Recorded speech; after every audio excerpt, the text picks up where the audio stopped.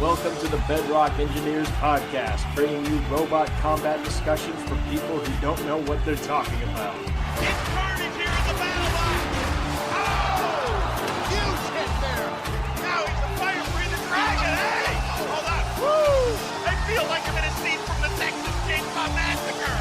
Getting, we're gonna need a bot medic! Here are your hosts, Ben and Scott.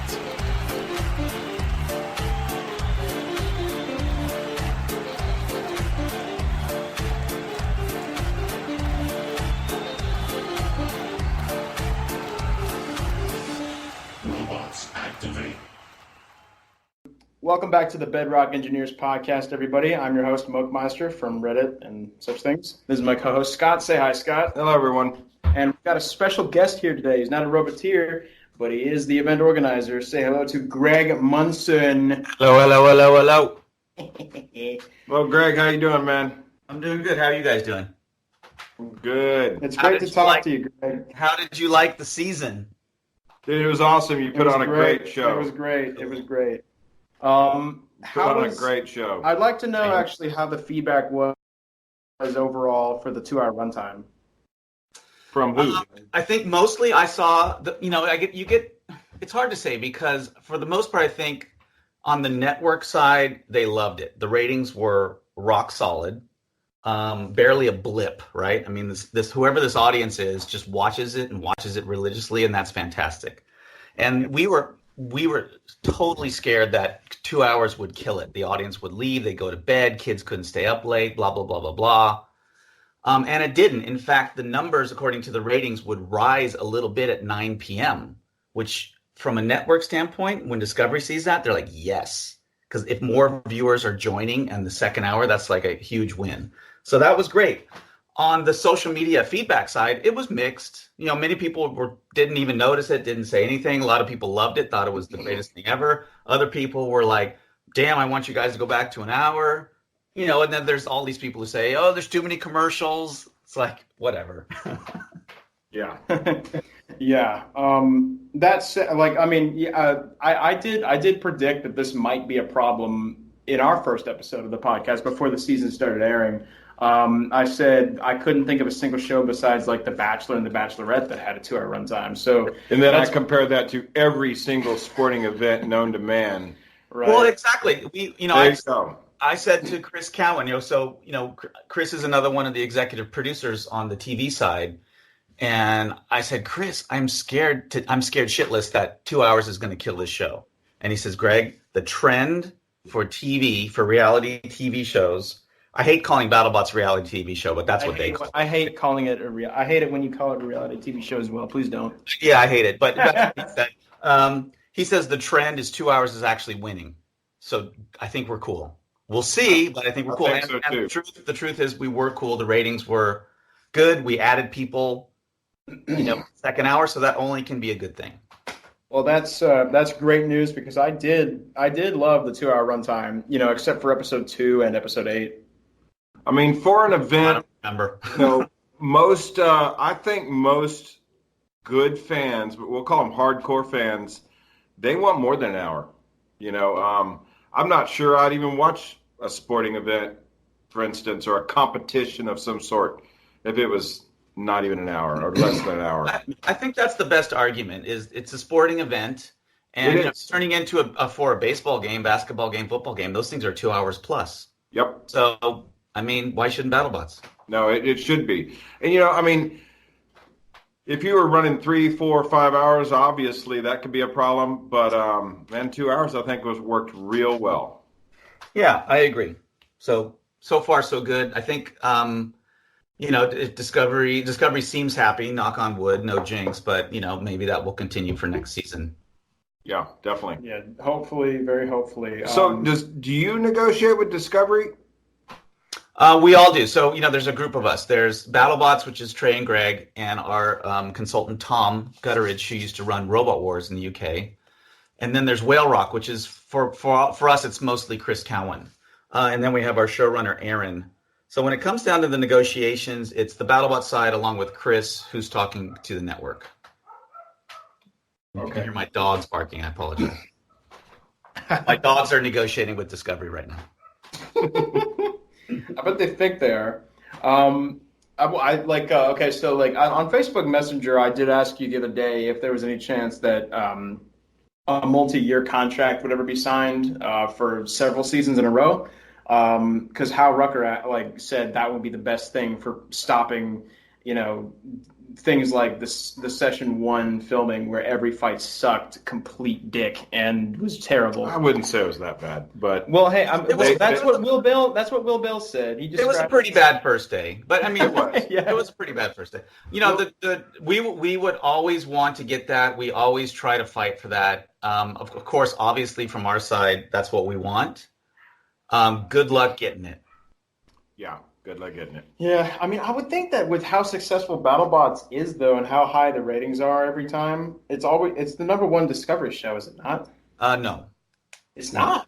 no. Gold Rush, I think, kicks our ass. Oh, well. Gold Rush is very popular. Well, Gold Rush is bad, so And I think Deadliest Catch and I think they're big marquee male reality soap opera shows like Gold Rush and Yeah, Deadliest Catch. I think they win the day for Discovery. yeah, they do. Our ratings are good and the network likes us, but we're not in that zone for them. We're still a little bit of an outlier, I would say. Our audience is a little different. It is definitely it is. We're not the Venn diagram of the core brand of Discovery totally is on target with the demo that loves Gold Rush, right? Yes. But the demo that loves BattleBots, they intersect, but there's some outlying regions that we're bringing in new people, but we're losing probably some of the other people. Yeah, I'd agree with that. Yeah, for sure. So Scott was actually the person who told me that Friday night is apparently the time when shows are not actually watched as much as I thought they were. And then I made a Savage Builds joke, and that was that. It's a downtime, I think, for TV. Friday night used to be a dead night for TV. It's the classic, everyone's going out to go party and do something on Friday night. But these days, it still rings true, but BattleBots has a huge family audience, which is actually really good for us. It's a bit of a head scratcher for the network because they have to figure out how to advertise for it. But we have our co-viewing numbers, which means if you look at the ratings, Discovery wants 25 to 50-year-old men. That's what they want. That's who their ad sales department is buying ads to sell to, right? Right. So if we can kick ass in those ratings, they love us. And we do. We bring in a good number on those ratings. But we also bring in these much younger ratings. We also bring in women. And the way to sort of dissect that is well, guess what? Those are families. And so they call that co-viewing. It's the whole family watching together. And our numbers, even when we were back on ABC, were mind-blowingly, I don't know what it was, but it was mind-blowingly huge compared to any other show. So this is truly one of the unique family watching experiences on television. Yep. Which is something that we haven't probably had since, I don't even know. But I mean, I remember when I was a kid, we used to gather with the family and watch Wide World of Sports, The Wonderful World of Disney. This was when I was a really little kid. And BattleBots seems to be that kind of a show, which is, I love it. I think that's fantastic. Discovery loves it as long as it's, there's 25 to 50-year-old male dads watching. All this, like everything you just said, convinces me that they should try to move it to a more favorable time slot next season, like maybe Sunday night. Friday is not a bad night for family viewing. No, it's not a bad night for family viewing. Well, and even better, if you're going for the crowd that goes out on Friday night to party and drink, then Friday night maybe not. Yeah, if we were on Comedy Central, that would be a terrible night. Right. Because that's younger college demo, right? But for the Discovery audience, a little bit older and more family oriented, it's not a terrible night to be on TV. I agree. Yeah. So I if we got a better night, great. But then we'd be up against harder things, right? Oh yeah. Well, yeah. Oh yeah. Who wants to be on TV Thursday? Not me. You don't want to go up against the NFL. You don't need to. You don't want to go up against Blue Planet either. R.I.P. Robot Wars, but Yeah, it's hard. It's hard enough to go up. At the end of our season, we're always going up against college football. Yep. And those numbers go down a little bit. Oh yeah. So Friday's good. Yeah, I'm I agree. happy to stay on Friday. I agree. Yeah. Yeah, you know what? I think, yeah, definitely. Also, let's not kid ourselves here. Most of the people watching this probably are interested in science, probably are interested in engineering and machinery and all that stuff, robotics. So they're probably introverts, which means they're not going out on Friday nights anyway. They're like me, right? Well, not every introvert. I mean, not every person that's interested in machinery is an introvert. But there is that. Right. But there is that. That's a definite chunk of our demo. 100% is those type of people. Yeah. But then we get families. We just get general gearheads, right? Yep. Yeah. I mean, maybe not engineers and roboticists, but dudes who work on their motorcycles and their cars. Yep. Exactly. Which dovetails really nicely into the Discovery core demo. Oh, it definitely does. Yeah, for sure. So, sorry, go ahead. Well, I'm curious. I mean, when do y'all start thinking about the next season? When do y'all, I'm sure you're thinking about it now, and is there any chance that the Roboteers are going to get more time to prepare for the next season? So we've been thinking about it since the end of the last season, and been talking ongoing with the network about it. But the hardcore negotiations pretty much, we would normally start now. The only little snafu, and I don't even know if it's a snafu, it remains to be seen, is that Science postponed the show. So Science, as you guys might know, it comes back tomorrow night, Tuesday, and from episode 8 all the way down to 16. So the Science portion of Battlebots will not be done until the end of November. Oh man. And I don't know whether Science will want to see how those ratings do or not, or whether they will just jump right in and start negotiating for the next season. Is the Science? But go ahead. I'm sorry. It's always a negotiation. It's always going to be a negotiation. We would love it 100% if we had a multi-year deal and we could greenlight everybody at the end of the next season. But we can't. It's just where we're at. We have to make a deal with the network. Yeah. And every year they can say, we love it. Let's do it again. Let's make more episodes. That's what they did this season. Let's do 30 hours, 32 hours versus whatever last time was, 20 hours. And maybe they'll do that again this time. Or they could cut back. Who knows? It remains to be seen. But those conversations will start very soon. Okay. But we want to the bottom line is we want to give the robot builders as much time as humanly possible. We've told the network that a million times. They know it. They've even mentioned it back to us. But at the end of the day, they're going to negotiate for their best deal. Yeah, they are. And we are too. That unfortunately stalls things. Yeah. Is the Science Channel under the Discovery umbrella? Yes. Okay. And it was their idea to put a fight a week on that channel?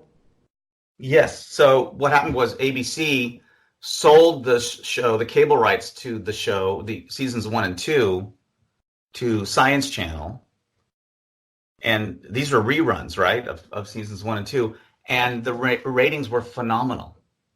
I mean, some of the best ratings in 5 years on Science or 3 years on Science. They were really, really good. I forget how great they were, but they were really, really good. So good that Science said, let's make, if you guys aren't on ABC anymore, let's make this into a new series on Science. And so we went down the road of doing a deal with Science. And it's sort of at the last second of that deal, Discovery said, hey, you know what? We just had a synergy meeting between all the channels because Discovery owns Science. I think they own TLC. They own a bunch of stuff. Oh, they own all the home, fixer home up channels. And apparently they have this big meeting where they can see what shows are synergistic across networks. And Discovery said, Battlebots on Science, we should put that on Discovery.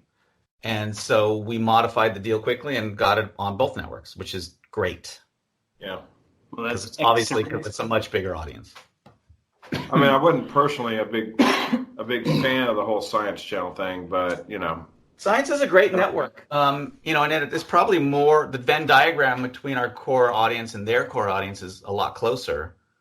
However, it's just one of these networks that you have to pay that second or third tier for on, Dish or DirecTV or whatever cable you have. That's the only problem from our standpoint. Yeah, cool. But from a network standpoint, they dovetail really nicely into their their core demo. So do you handle, the majority of the show? Do you, for instance, get the judges, hire the judges? Do you make the rules? I mean, how's that work? Yeah, okay. So the divisions of labor. So, there's pretty much 5 to 6 executive producers.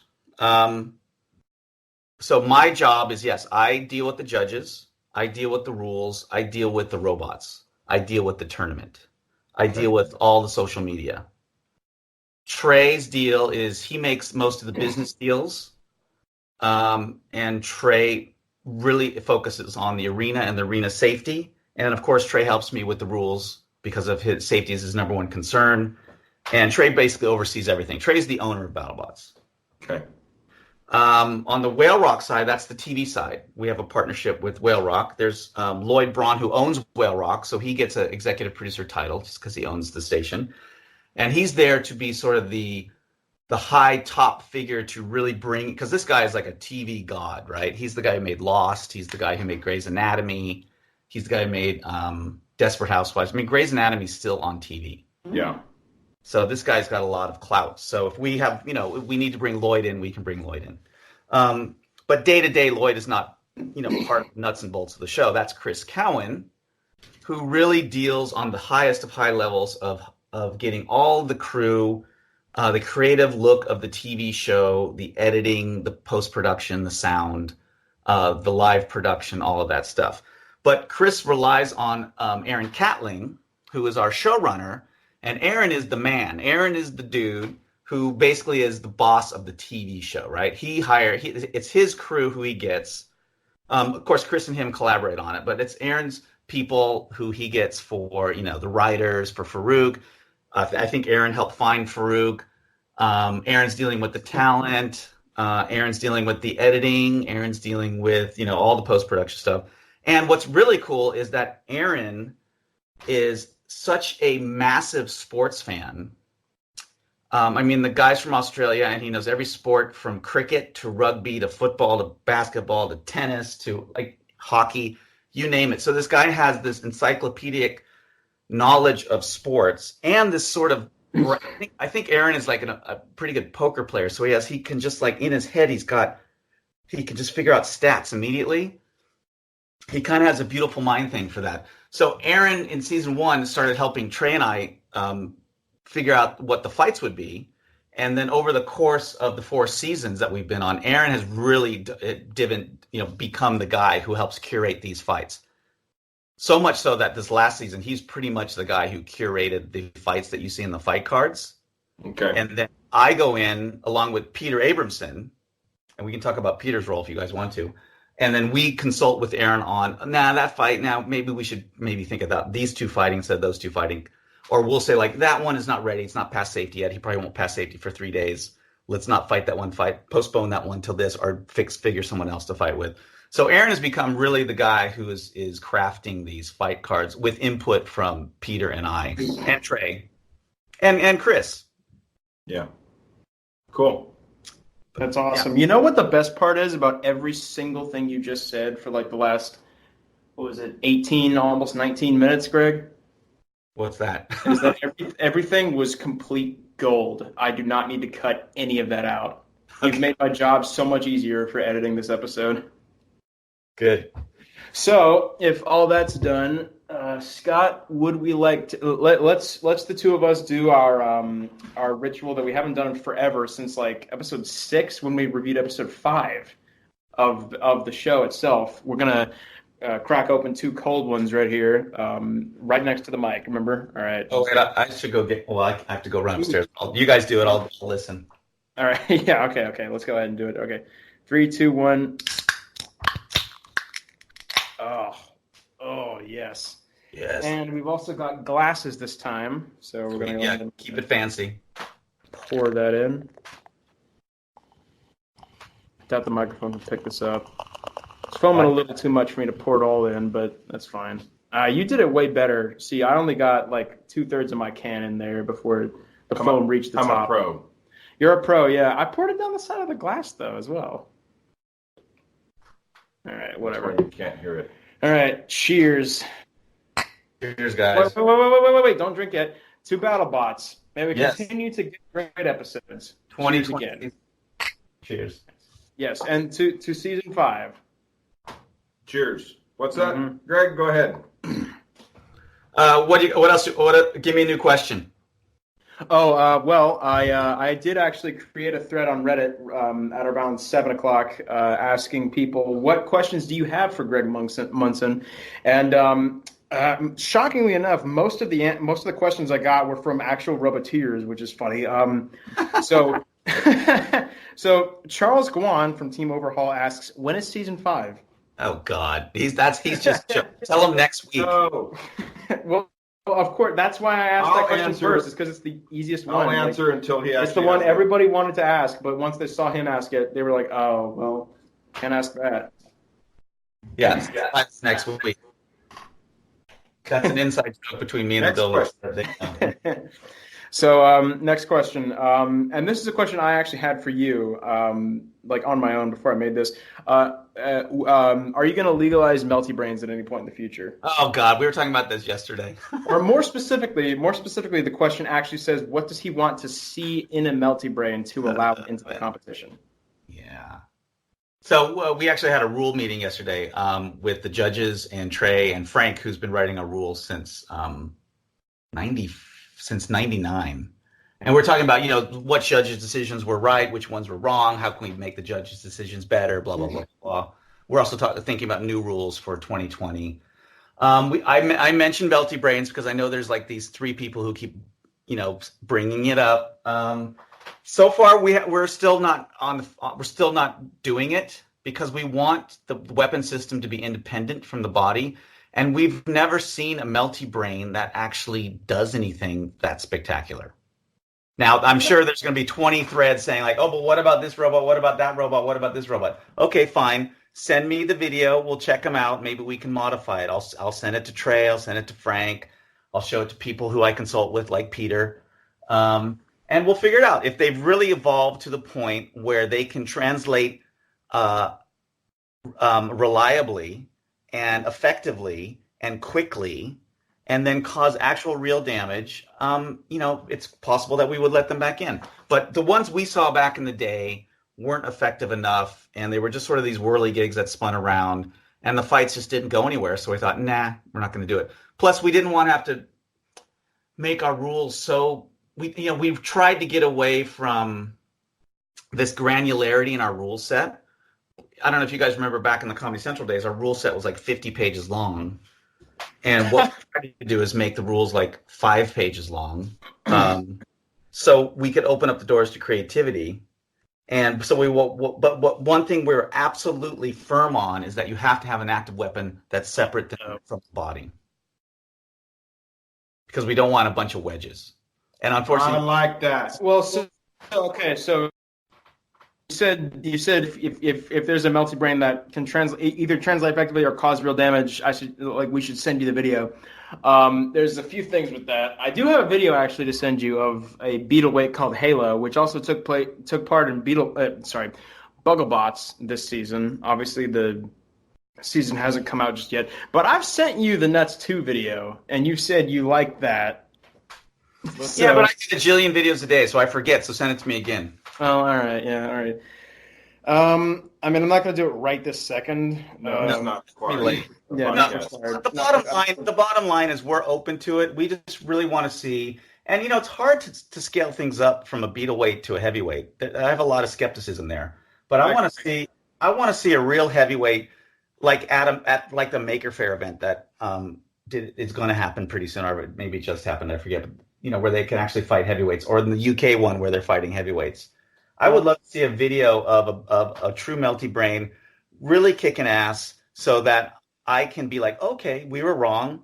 Trey, check this out. Should we open it up to Melty Brains? And we'd rewrite the rules in a second. As far as I know, Nuts 2 is actually genuinely the only heavyweight Melty Brain ever built, and it worked marvelously. It did demonstrate the some advantages that flails have over just a regular full body spinner like Gigabyte or Kronos or whoever. And sadly, most people seem to think, well, that was just a fluke. You know, a regular full body spinner is just far better. But if you didn't know, the guys who built Mauler are trying to build a MultiBrain version of that machine now, like a modernized one, and I'm extremely hyped to see that. Scott never watched the Comedy Central ones. Mauler was actually a flailbot with very short flails. It was a full body spinner that had these two, you know, wrecking ball type things on it. It was very destructive when it worked and terrible when it didn't. It often destroyed itself. Okay, so does or got stuck in the pit and spun for like 45 minutes until its battery died. Which it's the reason for many rules. However, the flip side, it was literally the best moment of the Comedy Central show, both in their sort of up close and personals on the show itself, and then the thing we did with Jay Leno. I mean, the Mauler team was like so great. Supreme Commander and Morgan, those guys are awesome. Man, I don't really personally want to discuss MultiBrain, but what the hell is MultiBrain? And is it a fancy word for flail, or is it more of a software issue? Well, okay, so I feel like we have this conversation like every 5th or 6th episode, every 5th or 6th episode, because a MultiBrain is okay. So you know what a full body spinner is, obviously, right? Yeah. Spinner that covers the whole. I know what a full body spinner is. Hey, well, a MultiBrain is where the robot spins on its wheels by just spinning on the spot, but it has a brain in it that with an accelerometer that allows it to move across the floor by repeatedly turning off and on the motors in the correct order to move. So it's a spinner that can also move at the same time? Yes, and the entire mass of the machine is spinning, and therefore it can potentially have way more energy and deal way more damage than something like Gigabyte or Son of Biachi. But the problem is that they're illegal because they are technically a thwackbot, which is where the wheels themselves power the weapon, air quotes, of the machine, and therefore it's not an active independent. Weapon. It's not independent of the drive. No. And I've seen people. Where's that music coming from? I'm playing the ukulele while you guys chat. Well, keep doing it because it's nice music. What it is essentially? What was I just talking about? Flailbot? No, not a flailbot. I was explaining the MultiBrain, but I was explaining thwackbots more precisely. Most thwackbots are terrible, but the MultiBrains are very effective because the entire mass of the robot can be spinning, and in particular with things like the beetle weight called Halo or also Melty B, you can arrange the entire mass of the robot so the robot itself is like a ring. So all the mass is on the outside, and it's got one big tooth that gets huge amounts of engagement. I can't wait to see Halo in Battlebots, and I also can't wait to review that series, season 2. All right, cool. All right, got it. Thank you. But that's the reason why MultiBrains are illegal.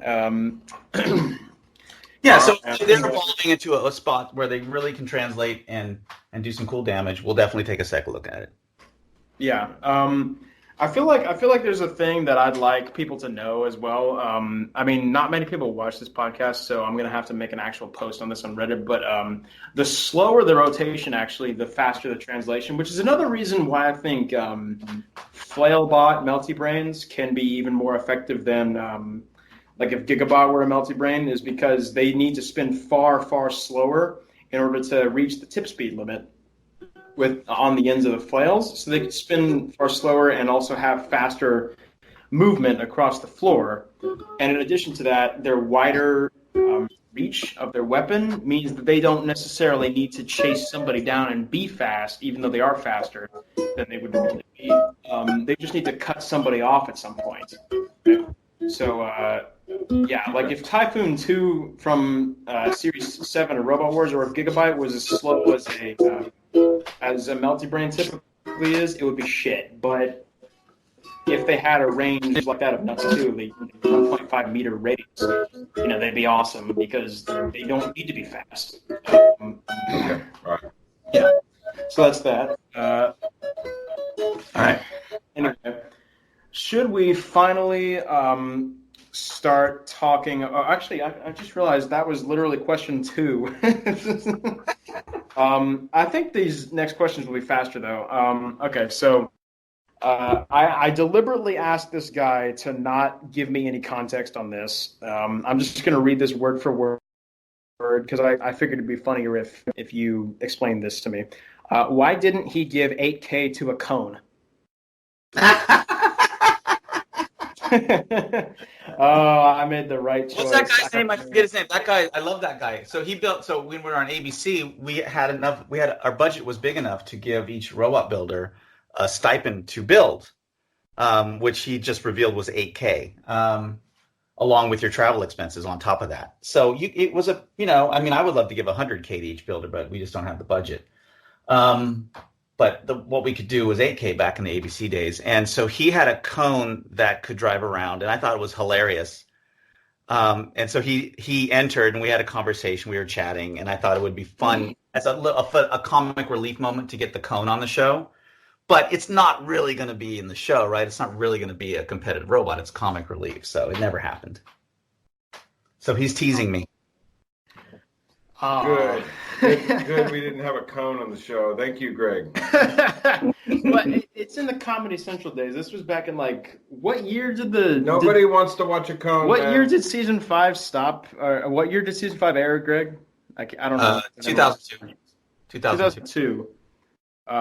People want to see some ass kicking. No, 100%. I mean, and yet Wahoo versus Railgun Max was aired.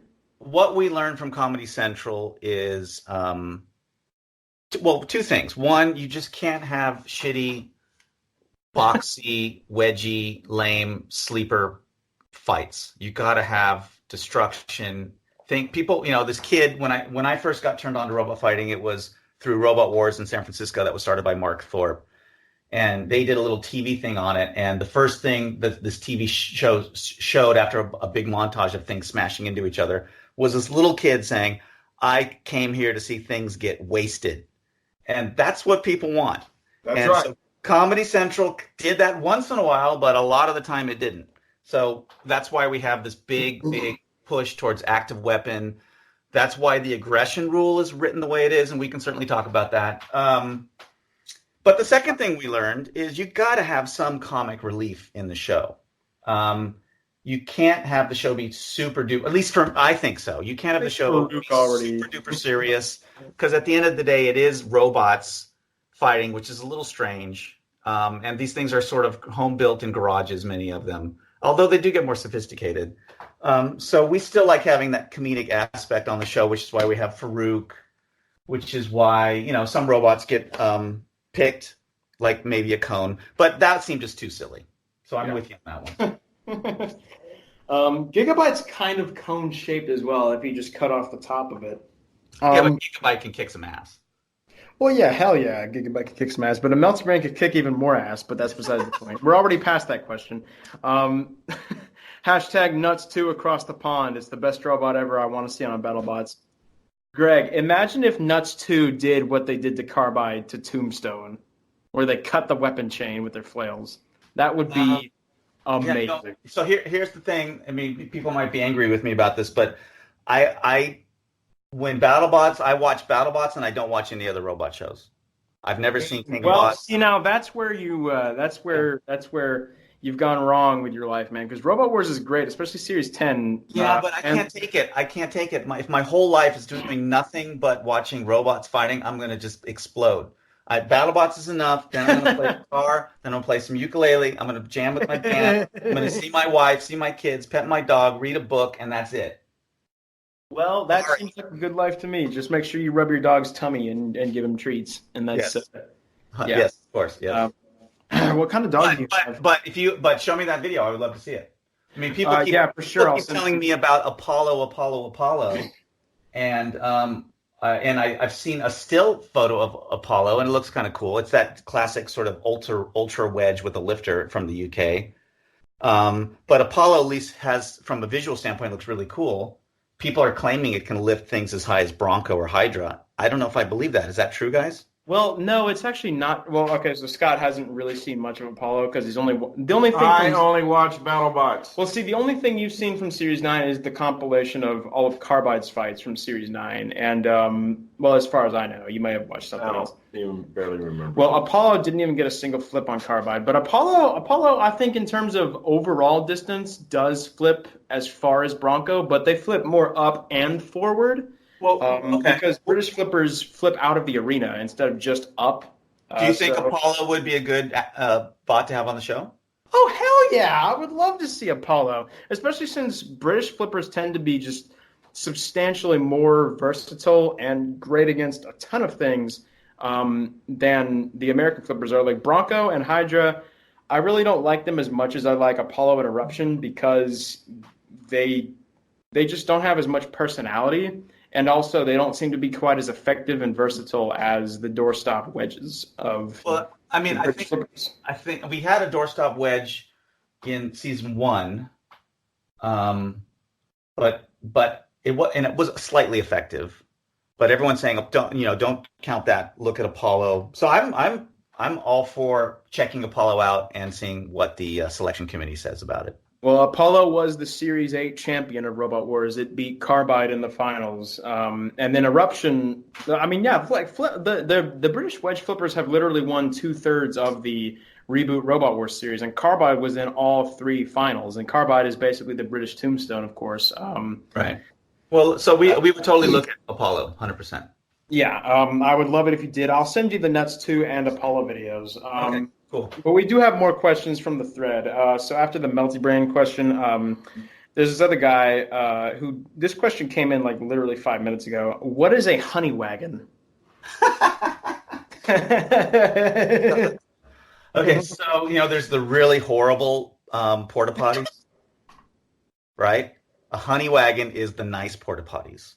So if you've ever been to like a fancy outdoor wedding, you've probably encountered a honey wagon. Or if you've ever been on a film shoot on location outside, you've definitely encountered a honey wagon. They have sinks, they have private stalls, they have running water. And so we get them at Battlebots when we shoot when we shot this last season at Long Beach, because the bathroom facilities in our secret location in Long Beach don't work anymore. So we had to get honey wagons for the crew, for the audience, and for the contestants. And that's a lot of people. I remember the post on BattleBots Facebook of the dude getting on the megaphone and explaining, "Hey guys, this is the bathroom policy. Please follow it, and there will be no more trouble. Thank you." Yeah, no, that was Fuzzy, and Fuzzy. He knows all about RVing. I actually learned a lot because he was right. You can lift that lever up, and it pre-fills the ball for number 2. And I thought that I shot that shot. I thought that was great. I thought, oh, thank you, Fuzzy. So the last question is ask him if he's talked to Roomba Guy about entering his jumpy, spiky, explosive pyramid design, whatever that means. No, don't even know what that is. All right, well. Okay. But Roomba Guy can contact us, hello@battlebots.com. I'm sure he'll be very sad to know that he didn't, he apparently just pulled that out of an orifice. He should email us at hello@battlebots.com and we'll talk to him. All right, cool. Okay, so we're finally going to talk about episodes 15 and 16 of BattleBots 2019. And so because not only are there 16 fights, but as I told Ryan Bratley in the live thread for episode 16, it's basically the same thing happening in almost all of them. So we're not going to talk about every fight. We're going to talk about 8 of them total, 3 from episode 15 and 5 from episode 16. And obviously the 5th one from episode 16 is the final because it's the final. And you can't not talk about that even if it's the worst fight ever, which it wasn't. But I'll do my best. My brain is a little fuzzy on those fights. But I will do my best. It's a little Michael Maudlin on everything. So we're going to start out episode 15 with easily what is the fight of the season with Sawblaze versus Son of Waiachi. Oh yeah, that was kick-ass. Holy shit! So here's let me just preface this, right? So Sawblaze, remember when he fought Razorback? Yeah, that And he bullshit wedged him the whole fight. He just wedged him the whole fight. Razorback, which was a really cool robot, could never get his weapon on Sawblaze. And the way the aggression rule was written back then, it's changed since that point. Is that if you wedge and push and wedge and wedge and ram, it's actually was considered a non-aggressive act and more of a defensive act. It reduced your aggressor score, didn't it? It reduced it, so that's why he lost. Now we learned. Jameson learned a lesson from that, which is I got to make my weapon work. And we learned a lesson from that. The lesson we learned was like, in a world of spinners, if you don't have a powerful wedge, you're never going to win.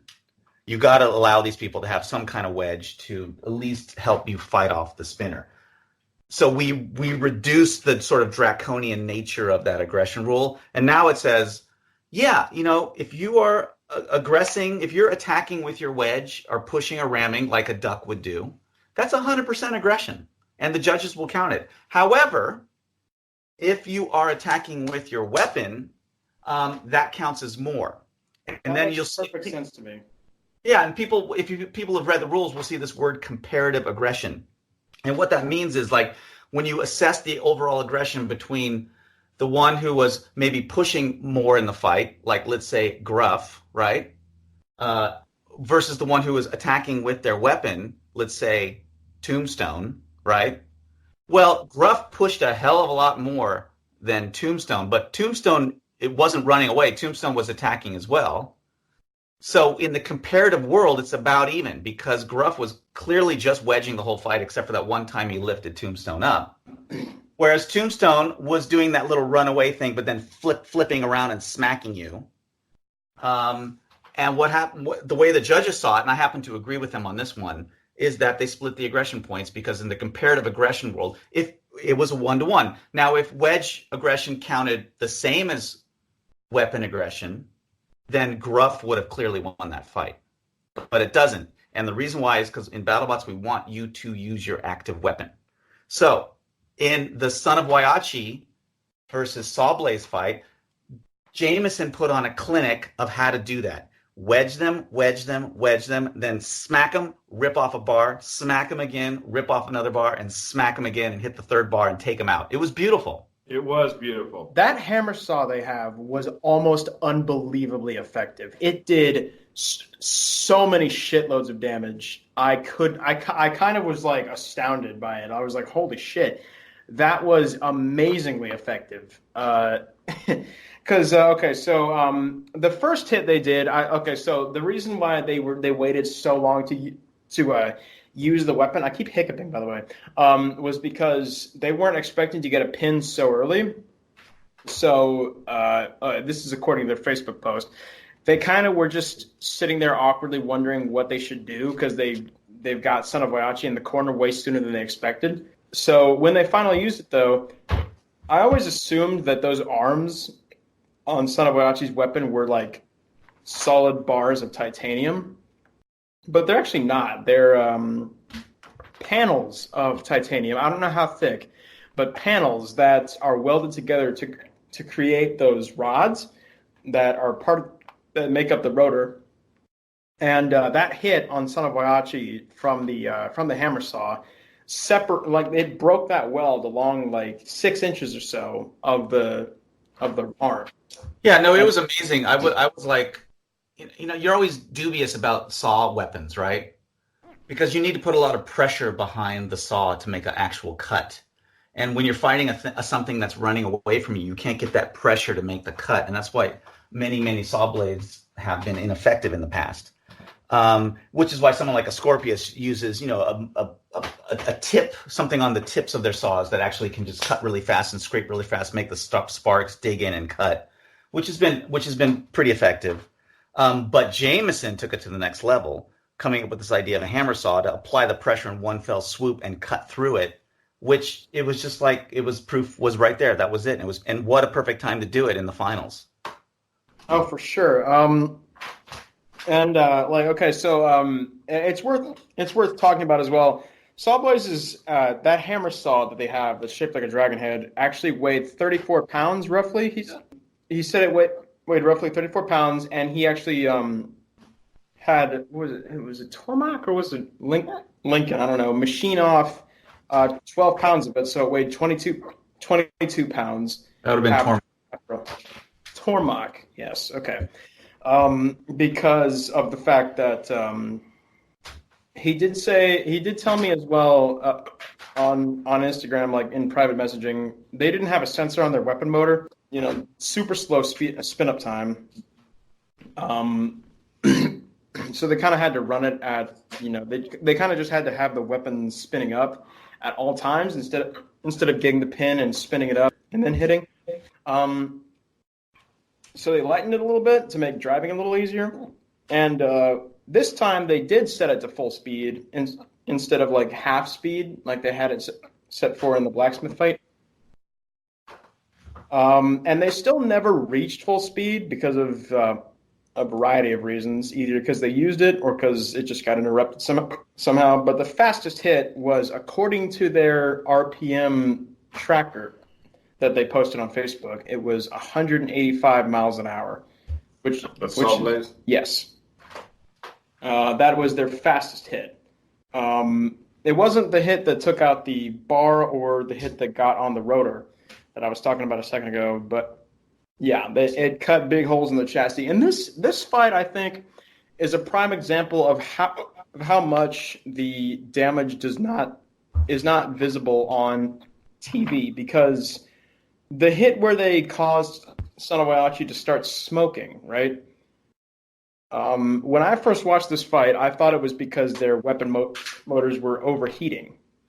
But actually, Sawblaze cut straight through some of their batteries. And in some photos, Jameson revealed that they had, in fact, cut straight through their chassis in some points, and you can see scorch marks around the cuts.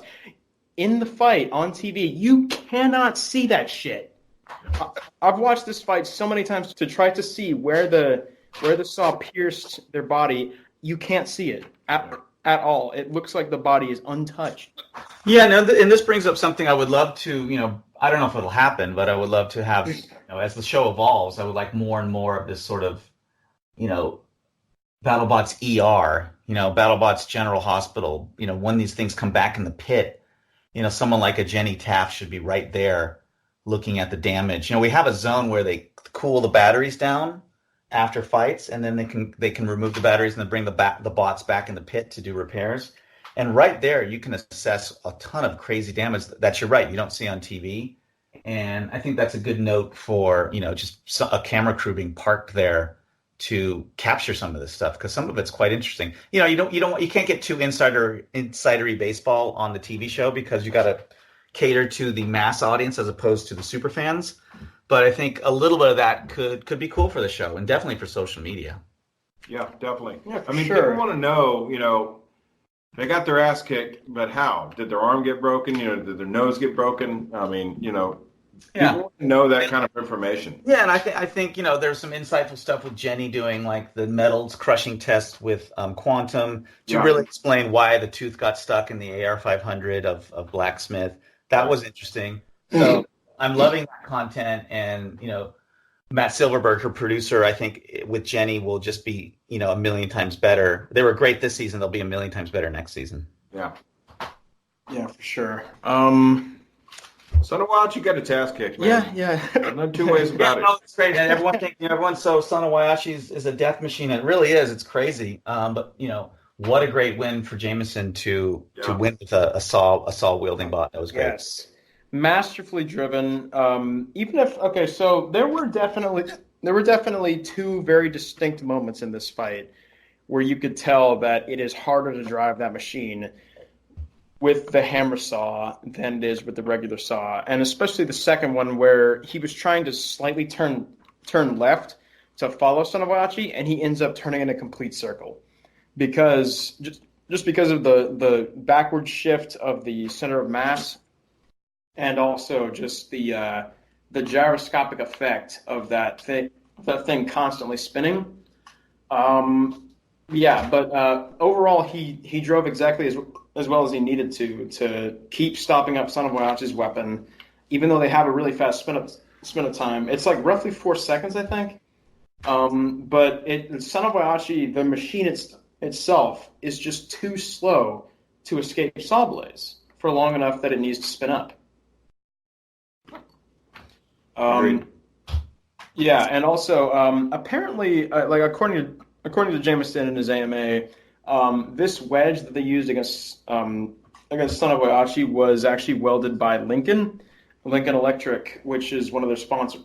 Which the first wedge that broke Lincoln is one of the show sponsors and has been for the last 20 years, and basically our show lives and dies by Lincoln and Tormac as well. Uh-huh. Well, this wedge, as a result of being welded by them, and the first wedge being stitch welded, as Jameson put it, by himself, was actually far stronger than the first wedge, which, of course, broke against Tombstone. So it's 6:55 p.m. here in California. Any second, my wife is going to come down and make me go eat dinner. So if we're going to go through this level of detail for how many fights did you say? Well, seeing as to how I'm never going to make it. Yeah, seeing as to how Saw Blaze is my favorite machine, of course I have a lot to say about this fight. The other fights are probably going to go a lot faster, especially Hydra versus Minotaur. They're not going to go that much faster. Maybe a couple minutes. No, we're going to have to wrap it up with him, man. Well, first off, dude, thanks so much, Greg, for being on, thank you so much, Greg. I can chat for a couple more fights. Cool. Yeah. All right. Yeah, for sure.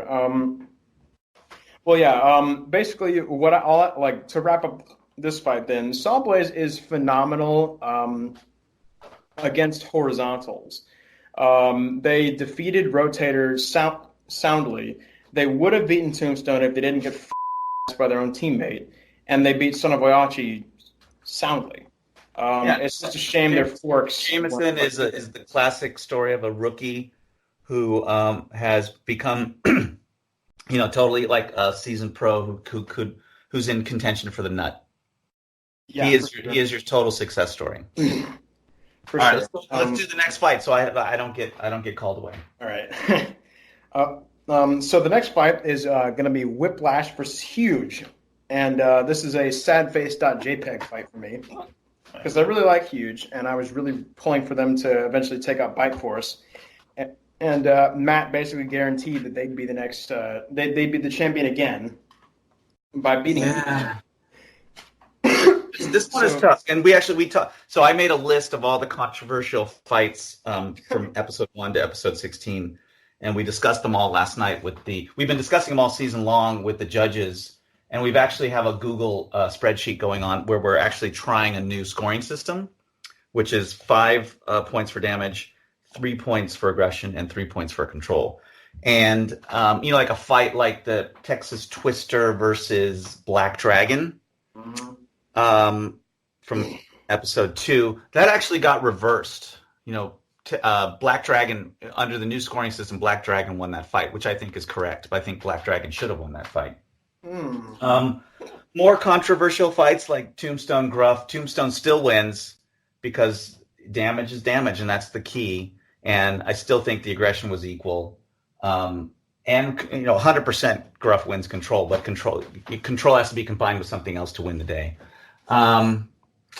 But on that fight, that is such a tough one. I mean, I keep flipping back and forth, and we watched it. We sat there at this pizza parlor talking about every single fight, and we're just going over it again and again. It's just like if you watch Whiplash, he's completely going into the death zone with a working weapon, not a wedge. He's using his lifter, he's using his spinner to try to stop that blade and push, and at the same time push Huge up against the wall or up against the screws or whatever, and it's kind of working.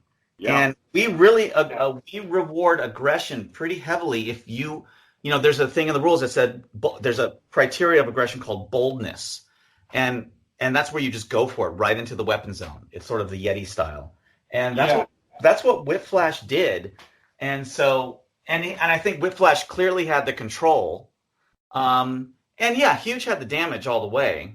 He ripped the wheel off of Whiplash. I think at one point the little spinner on Whiplash stopped for a bit. But the loss of a wheel didn't do much to him, though. And we say damage has to be, reduce the effective or reliability of the robot, and that loss of that wheel, it certainly reduces it, but it was still pretty damn effective. Yeah, it was pretty damn reliable. It reduces it, but just not by much. I thought Whiplash very, very definitely won this fight. I was confused as to why it was split. It was definitely close. It was close. It was definitely close, Jason, but I thought for Jason sure it should have been unanimous. Well, no, Jason went with the probably. I forget what his scorecard, but I'm just sort of guessing, and I know Jason pretty well. He probably went for 3, gave Huge all 3 damage points, and he probably split the aggression, and he probably gave the control all to Whiplash, which is a 4-3 for Huge. Whereas Lisa and Derek, who I saw last night, and I did see their cards. Jason is in Los Angeles. Derek and Lisa are up in Northern California here with me. They were 4-3 the other way because of what I just said, because of the sheer boldness of Whiplash going right into the weapon vector, and they gave him the 2. I think they gave him the 2 aggression and the 2 control, and Huge probably got all 3 points, is what I think I remember from their scorecards. If I could armchair engineer the judging criteria for just 1 second here, and just be the guy who wants to rework the scorecard to just fit my own personal definition of winning. I think y'all should take into account the idea that the winner should always be the one that doesn't make the judges look like idiots, like where the quote unquote obvious winner, like Sawblaze over Razorback. Like I understand that was season 2, and the rules have changed since then. But if it's like a Chomp versus Warrior Dragon scenario where it's the quote unquote obvious winner just should win, I think. Where but the problem with that is if you have Gruff Tombstone. Yeah, but there was no winner. obvious winner. Well, a lot of people thought there was an obvious winner. Well, I do agree with the judges. So I get all this. I get every email and I get all the social media comments, and I answer every email. And I mean, the flood of nasty, mean, fuck you, I'll never watch the show again email was horrible. And that woman who I love, who for the next week she posted, I'm doing it for Gruff. I'm taking a jog I'm lifting weights for Gruff. I'm going to the gym for Gruff. And she actually did a skit where she dressed up like Ray Billings. It was hilarious. But the amount of hate that came from that fight was crazy. But I stand by the judges. I think they did it right. I mean, because we did for sure. We do not want a fight to be won by wedging, because then I'm sorry, the 3 of us could build in like a month, could build a Law Machine 3.0 and beat everybody. And that's going to make a shitty TV show and we're going to get canceled. Yep. I'm a guy who advocates for the active weapon rule being canceled. And before you say anything, Greg, I just the reason I think that would be probably a valid decision is just because spinners are so good now that I don't think wedges are overpowered anymore. Like weaponless wedges. So I don't think that's why you want wedges in the fight. Because no. I always want wedges in the fight. The reason I think it's justified is because they're not overpowered like they used to be, where spinners were super unreliable and would kill themselves after maybe 5 or 6 hits every single fight. But some still do. I mean, look at all the problems Witch Doctor had until this season. No, we're totally cool with wedges doing their thing and trying to take out the spinner. That's absolutely fine, and you will be rewarded points for that. However, that's not all you can do in a BattleBots fight. You actually have to then or simultaneous use a active weapon system that does something else. You can't go in there like free shipping and just wedge the whole fight without using that lifter. Agreed. Yeah, that's definitely. You won't have a show to watch. No, yeah, if I do agree with that. At least if you have a weapon and you're just not using it, even when you have perfect opportunities to do it. Like I've complained about this with free shipping this season, when their opponent's weapon was either broken. Well, actually, not either broken, just straight up broken in the case of both the fights they won, Bronco and Railgun Max. They had perfect opportunities to get lifts with that forklift, and they just didn't do it for no apparent reason. They just pushed, and they didn't lift. That's why we don't want to competition. I don't understand with a bunch of wedges, because that's what happens, and it gets boring. I think Railgun didn't do it in the fight, honestly. Well, like I said, we debated that one last night too at the pizza place, and Derek made a very good argument for why, and we watched the fight like twice. Why free shipping won? but still, I mean, it's just he never used the lifter. Nope, he didn't. I have a question, Greg. Go ahead. Okay. Okay. I think it is important to clarify. When I say obvious winner, I mean literal. Like there is no possible way that subjectively you could ever say that the robot that won more points actually won the fight, because like think of a fight, another fight from season 2 actually, like Chomp versus Bite Force, where Bite Force dominates and then Chomp technically, air quotes, gets more points and they win. It's like if that happened in the modern season, that actually would still be Chomp's win, because aggression still counts for more points if you use a weapon, and they get all 3 damage points, of course, because Bite Force didn't do any damage. Its weapon got taken out 3 seconds in. But I have to review that one again. It was so long ago I forget. But I mean, the thing is, we're always modifying the system to try to reduce the the false positives, the bad results, because we don't want bullshit wins. We don't want that to happen. I mean, seriously. And then I hate getting these emails where people say it's rigged. You guys rigged it. You did it because it was the girl. They had a toy deal, which is such freaking bullshit. We don't do that. To my eternal shame, I was the guy who posted that Reddit thread accusing Naomi Kyle of voting for Chomp because it had a female captain, and I'm trying to debate whether or not I ever actually believed that. Was this season 2? This was season 3 actually, because they let's talk about this season. Well, I mean, no. Season 3 was a discovery season as well, and now that Greg has brought it up, I feel like I need to kind of defend and also mock myself for this. I'm trying to think if I ever actually believed that, or if it was just a knee-jerk reaction to Naomi Kyle erroneously giving the win to Chomp over Warrior Dragon, even though Chomp was completely helpless the whole time. Post got a lot of. I don't know why that was. I stand by the judges, and I collect their score, and I give them to our scorekeeper, and I make sure the math was done correctly. Blah blah blah blah blah. And I don't know why she called that one as well, because that was pretty obvious. This is a big and nothing against Naomi, because she made some calls in that same season where I was going like, why the hell did the other 2 judges do it that way when Naomi got it right? And I think Naomi got them right more than she got it wrong. But for that one, she definitely got it wrong, and that was a head scratcher. Yeah. But this is, but it comes down to experience and being, seeing that this is why, and we get a lot of flack for it, but this is why I love having robot builders who have been doing this since 1999. I mean, Derek Young was at the very first Battlebots in 1999, was son of Smashy, and he won, and he's been doing it ever since with complete control. And now he has kids, and he doesn't have time to fight, but he's a great judge. Lisa, same thing. She's been building bots since she was 12 years old, and she's been competing in Robot Wars, San Francisco, Robot Wars UK, Battlebots, blah blah blah blah blah. And same with Jason. Jason was at the '94 Robot Wars in San Francisco with Rampage. I mean, these guys have been building this stuff forever, so I trust their opinions. Yes, they'll make some wrong calls. That happens in all sports. Sometimes the audience gets it wrong and they get it right. Sometimes they don't. It's the other way around. But we'll keep trying to fix it, and we'll keep listening to feedback. And if people have serious, thoughtful suggestions, as opposed to it's rigged, screw you, I'm never watching again, we'll listen to it and we'll try to modify it. I mean, every season we always have a dialogue open the whole season long about what we thought about decisions and how we could do better. And then we have multitudes of meetings to fine tune it and perfect it and make it better for next season. So that's all I can say really on that.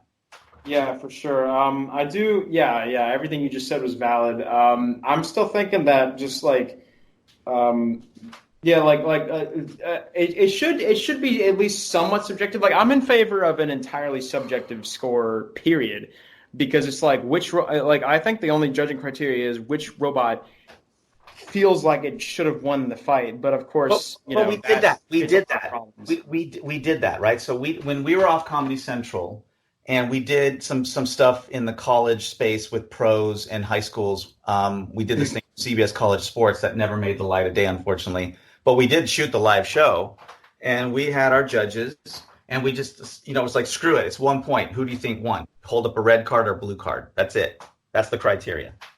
And And it was a disaster because one guy was all about the driving, right? That guy was the most magnificent driver ever. Another guy was all about the damage, right? Oh. And you had these completely conflicting results. And oftentimes it was like, why the hell did you say that one won? And the judges were disagreeing, and it was a disaster. So we've tried that. I mean, maybe there's another flavor of it we could think about, but just saying I like this one, I think that, you know, the eyeball test, people disagree. Yes, they do disagree. Well, knowing that it's been tried and it failed, okay, I guess I'll just drop that because I'm advocating for that on Reddit before, and I've gotten a lot of support and also. I mean, part of it. Then you have to get Supreme Court justice on it, right? You have to start picking, you know, who your judges are based on what their known biases are, right? I mean, what we had on that show that failed is we had Mark Satrakian, Peter Abramson, and Frank, who is the guy who's written our rules. Mark and Peter were all about the driving, the sophistication of the robot, the strategy. Frank was about the damage. Frank was like your TV home viewer. Like, damn it, you know, that one kicked that other one's ass. It should have won. Mark and Peter were super nuanced and like, well, you know, Lockjaw was driving in and did that double flip thing where it did it, and then it did that thing where the engineering behind that is amazing. He should have won. And it just was a fail. So that's why we went back to having criteria. So yeah, like going back to the free shipping versus Railgun Max fight for a second. Once the first two judges had been announced, you know, because he always does Robot A, Robot B, and then the winner. Derek's win had not yet been announced, and I was like, well, for sure, free shipping won this because Derek always votes for the robot that, you know, drove better, or the control bot in a close judge's decision. And of course, I was right. Free shipping did win because Derek voted for that, and yeah, I think it is still somewhat subjective. No, it always is going to have some subjectivity to it. There's no doubt about that. And if the more you try to force some objectivity into it, it gets so rigid that I don't know. I think we're in a good place. I'm totally open to hearing other people's suggestions, and I know a lot of people have ideas, but I think we're in a pretty good place. And I'm liking this 5-3-3 instead of 3-2-2 because 3-2-2 lacks fidelity when it's really close, and 5-3-3 gives you a little more leeway. So we'll try it out next season. We'll see what happens. You know. Hopefully it'll be hopefully the quote unquote obvious winner won't be, I guess, robbed is the right word, of a win as much, but we really do need to, like, Scott, you have before we move on to the next fight, which will probably be a much faster discussion because it was a much faster fight, but do you have anything to say? Yes. Greg, how come y'all's judges don't reveal their score? Well, they did at least a couple times. I remember they did once. Greg, how come y'all's judges don't reveal their score more than once? Timing. So it's a thing in the show where the TV side of the production, the Whale Rock side, haven't found an edit slot to throw it into the show. They want to tee up the next fight and get into it because we always get accused of too much talk, and not enough fights. And like now we're going to throw another segment in for the judges things. So what I've done, because I kind of agree, I kind of want the audience to see the fight, the scores. And I've mentioned it before, and we've, as a production, you know, as a team of executive producers, we've discussed it. It just hasn't happened yet. I mean, it's something we might do in the future. I don't know. But what I've done sort of on the sly is, like, if I think it's really close and I do want the audience to see it because it'll hopefully give some justification for a really close decision, I'll go hand the cards to Chris Rose. Okay. Which is what I did in the Gruff Tombstone fight and the huge Whiplash fight. Is the majority of the money y'all spend for Chris, Kenny, and Jenny? The No. fact that rhymes. I mean, I can't really talk about budget. I mean, that gets into a really I understand. That's prickly zone. But no, I mean, they are super talented people. They deserve to get paid well. But the show has got massive expense. Like, we have a crazy, you know, we have a network level produced show on a cable channel, right? And we are producing this at a dramatically cut rate that, you know, from what you would get on a network opposed to what you get on a cable. And so we're just like, everyone is bringing it, and our top people who loved us on ABC are cutting their rates to come work with us on the cable version of the show. And I mean, we've got the lighting is, lighting's not cheap, and we've got amazing lighting. Rob Hume's our lighting designer. He's fantastic. He's our lighting director. Our set is amazing. The talent, of course, is amazing. Our camera crews are amazing. Our director is fantastic. These people are, super pros, and so Okay. For Cool. sure, for absolute certain. I actually do need to take a break right now because I need to go to the bathroom. Greg, if you do need to go eat dinner right now, then go ahead. I'll be right back. If do you need to go eat dinner? I probably by 7:45. We probably talk a half an hour more, and then I gotta go. Indeed. Okay, we have enough time to talk about. Let's take a tea break, and we'll talk about maybe 3 more fights, and then I gotta split. Oh yeah, for sure. Scott, can you keep him occupied while I? Yeah, well, he's a grown ass man. I don't think I need to keep him occupied, man.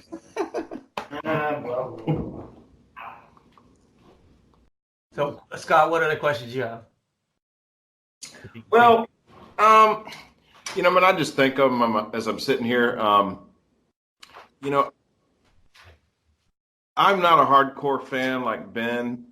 I want to see destruction. I don't want to see wedges push each other around, even though I know that can be effective. I think y'all's show was the only downside, the only, I guess miss for me was that, the robots, in my opinion, just didn't show up ready to go. And I've spent, we spent this whole podcast where I've done a lot of thinking about it. Why, these guys all have jobs. And I just finally figured out it must be just they didn't have enough time, or, I work in the semiconductor field, and we rush projects all the time and then get subpar results and then have to fix them. I'm just rambling and stuff. No, but that's basically it. You get into a negotiation for a new season. It gets protracted for whatever reason. You then finally, I'm being as transparent as I can be to the builders all along the way. But they tease me because they call me Mr. Next Week, because I'll say, probably going to happen next week, guys. Probably going to happen next week. And then something blows up, and then it's going to happen the week after. And then they get mad at me, which is legit. But we're trying to greenlight them as early as possible. But shit happens. And, they don't want to start spending money. Difficult. They don't want to start. Discovery marches to the beat of of a different drummer, and they're a publicly traded company. Yes. And, in many ways, if you're the CEO of that company, you're thinking about the bottom line. The cable space is tougher every single year as more and more people cut the cord and go get Netflix or Apple Plus or Disney Plus or whatever, or Hulu or whatever it's going to be, Amazon. And so you have to strategically keep yourself alive. Which Discovery did by purchasing Scripps, which was the Food Network, and all the home fixing up channels, the home and whatever that thing is, HGTV. But that cost a huge amount of money, so budgets are reduced because they spent that huge cash outlay to buy that other network, and so they're just trying to stay afloat in this crazy disruptive world of television as it's evolving into what it's going to become. Every year it changes, right? Yeah. So I think y'all did a great job. I appreciate that. I think you're fighting the super fan is really what I think you're fighting the super fan, because they want all this other stuff. They want this MultiBrain shit, and they want, No, that's not really what's going to push this sport into prime time. That's definitely not what's going to do it. We love the super fans. We love the people who get super granular and talk about the nitty gritties of stuff. That's all great. The whole Reddit community is like that, and we love them. And we love how it's grown. They are your base. But at the end of the day, that there's 20,000 people on Reddit, and in terms of active people, it's probably way far less than that. It's probably only a couple thousand. I could be wrong about that, but I just sort of knee jerking. But On the TV side, we're getting close to 2 million people in America watching this thing, and probably another 2 to 3 to 5 watching internationally. And that's the people who are going to keep the show alive and bring it back season after season after season. So you've got to keep it, entertaining. And it's what that kid said. I want to see things get wasted. That's absolutely. We've got to tweak things to keep it that way. So things like the rules. Yeah. And things like demanding active weapons. I'm back, by the way. Oh, good. Okay. So let's do the next fight. Oh, well, I mean, what were we going to say? But, were you done? We were just chatting. We were chatting. I'm pretty much done. So our next fight then was Hydra versus Minotaur. And Scott, if you would please read out loud the only thing I wrote for this fight. Okay, Hydra versus Minotaur. Oof. No, oof. Oof. Okay. Well, yeah, that's all I had to say about this fight. Then, but the one thing let's talk about. The one thing I'll say is, and I don't know if this was intentional or not, but if it was intentional, Daniel Freitas is a genius because he went right into Hydra, risked getting flipped, which he did, but by going drum to lifter head on, he tweaked the lifter so it couldn't win the battle of the low ground. And yeah, I noticed that. Made the lifter ineffective in like the first 30 seconds or whatever it was of the fight. And then once he did that, Hydra was his bitch. Yeah. You're right, man. It went right into that lifter, man. Yeah. Tore it up. It was probably in the first 15 seconds. Really, the first 5 seconds, it damaged the lifter because they flipped him 2 seconds in, and then right after that, it got it got the snake tongue basically bent in half. And then from then on, man. Here's another good example of how wheel guards don't do shit, and it's because Hydra's wheels are not exposed, and yet they still got their drive chain and their wheel taken out completely, and they got killed in 1 or 2 good hits from that drum. What does that say about Hydra's durability? It doesn't say good things. Oh no. The Ewert family are geniuses. I mean, those guys are, come on, they'll figure that out. They've already got a plan to protect against that, or a backup plan in case that happens. Those guys are smart. I have faith. Yeah, they'll be all right. Yeah. They'll be fine. Yeah, but there's no doubt Hydra is just it's a new robot, right? It didn't really suffer from the new build. Well, they've been thinking about that robot still for years. They've been thinking about a hydraulic lifter probably for, I think, 5 years now. Well, that weapon of theirs worked amazingly, and I would love to see it on a truly great, tough robot that can survive for longer against Minotaur than this one did. Because that's one loss, man. It is one loss, but still, it doesn't make a trend. It's one. They lost in 20 seconds, though. Well, they certainly did. They fought 3 shit tiers and then 1 tilted Bronco. Well, they got tore up, man. Then they got tore up in a very, very short time. It was my favorite robot, got its ass kicked, no doubt about it. Yeah, we'll talk about my end of that here in a couple fights, but that's all I got to say on this fight. I'm not a fan. I don't like them anymore after that. I mean, Death Roll avenged Hydra for sure. What's your next one? The next one is Tombstone versus Whiplash. So this is episode 16 we're going into right now, and Whiplash, despite the finals. So before the season, they did say that they made Whiplash more resistant to big spinners, but of course that ended up just being complete bogus. They actually genuinely said before this fight the wedges are not coming off. Hit literal 1, just like last season, the wedge came flying off. Right. And Ray just took him to town. Simple as that. The good thing about the Vasquez family is, they fought in Robo games. They've fought in Ray many, many times, and I think they've won quite a few of those fights. I don't know what the stats are, but I know they have, beaten last rights a couple times.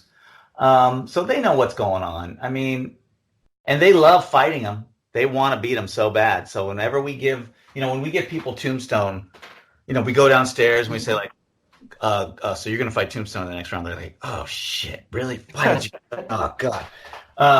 But when you tell Whiplash they have Tombstone, like, yes, thank you. That's so great. Okay, let's get ready. So their attitude is great. I mean, it just wasn't in the cards for them this time. Yeah. I mean, Tombstone really just won this fight by doing the exact same thing that it always does. Even though they're definitely not the best machine at Battlebots this year, but they still are the king of kinetic energy. They just win fights while that bar does ridiculous amounts of damage. Well, you have to give Ray a huge amount of credit that he is this guy who has figured out how to keep that bar spinning and never stop. I mean, you see so many spinners, even still to this day, you see spinners die. And you know how many weapon losses did we see even in this season?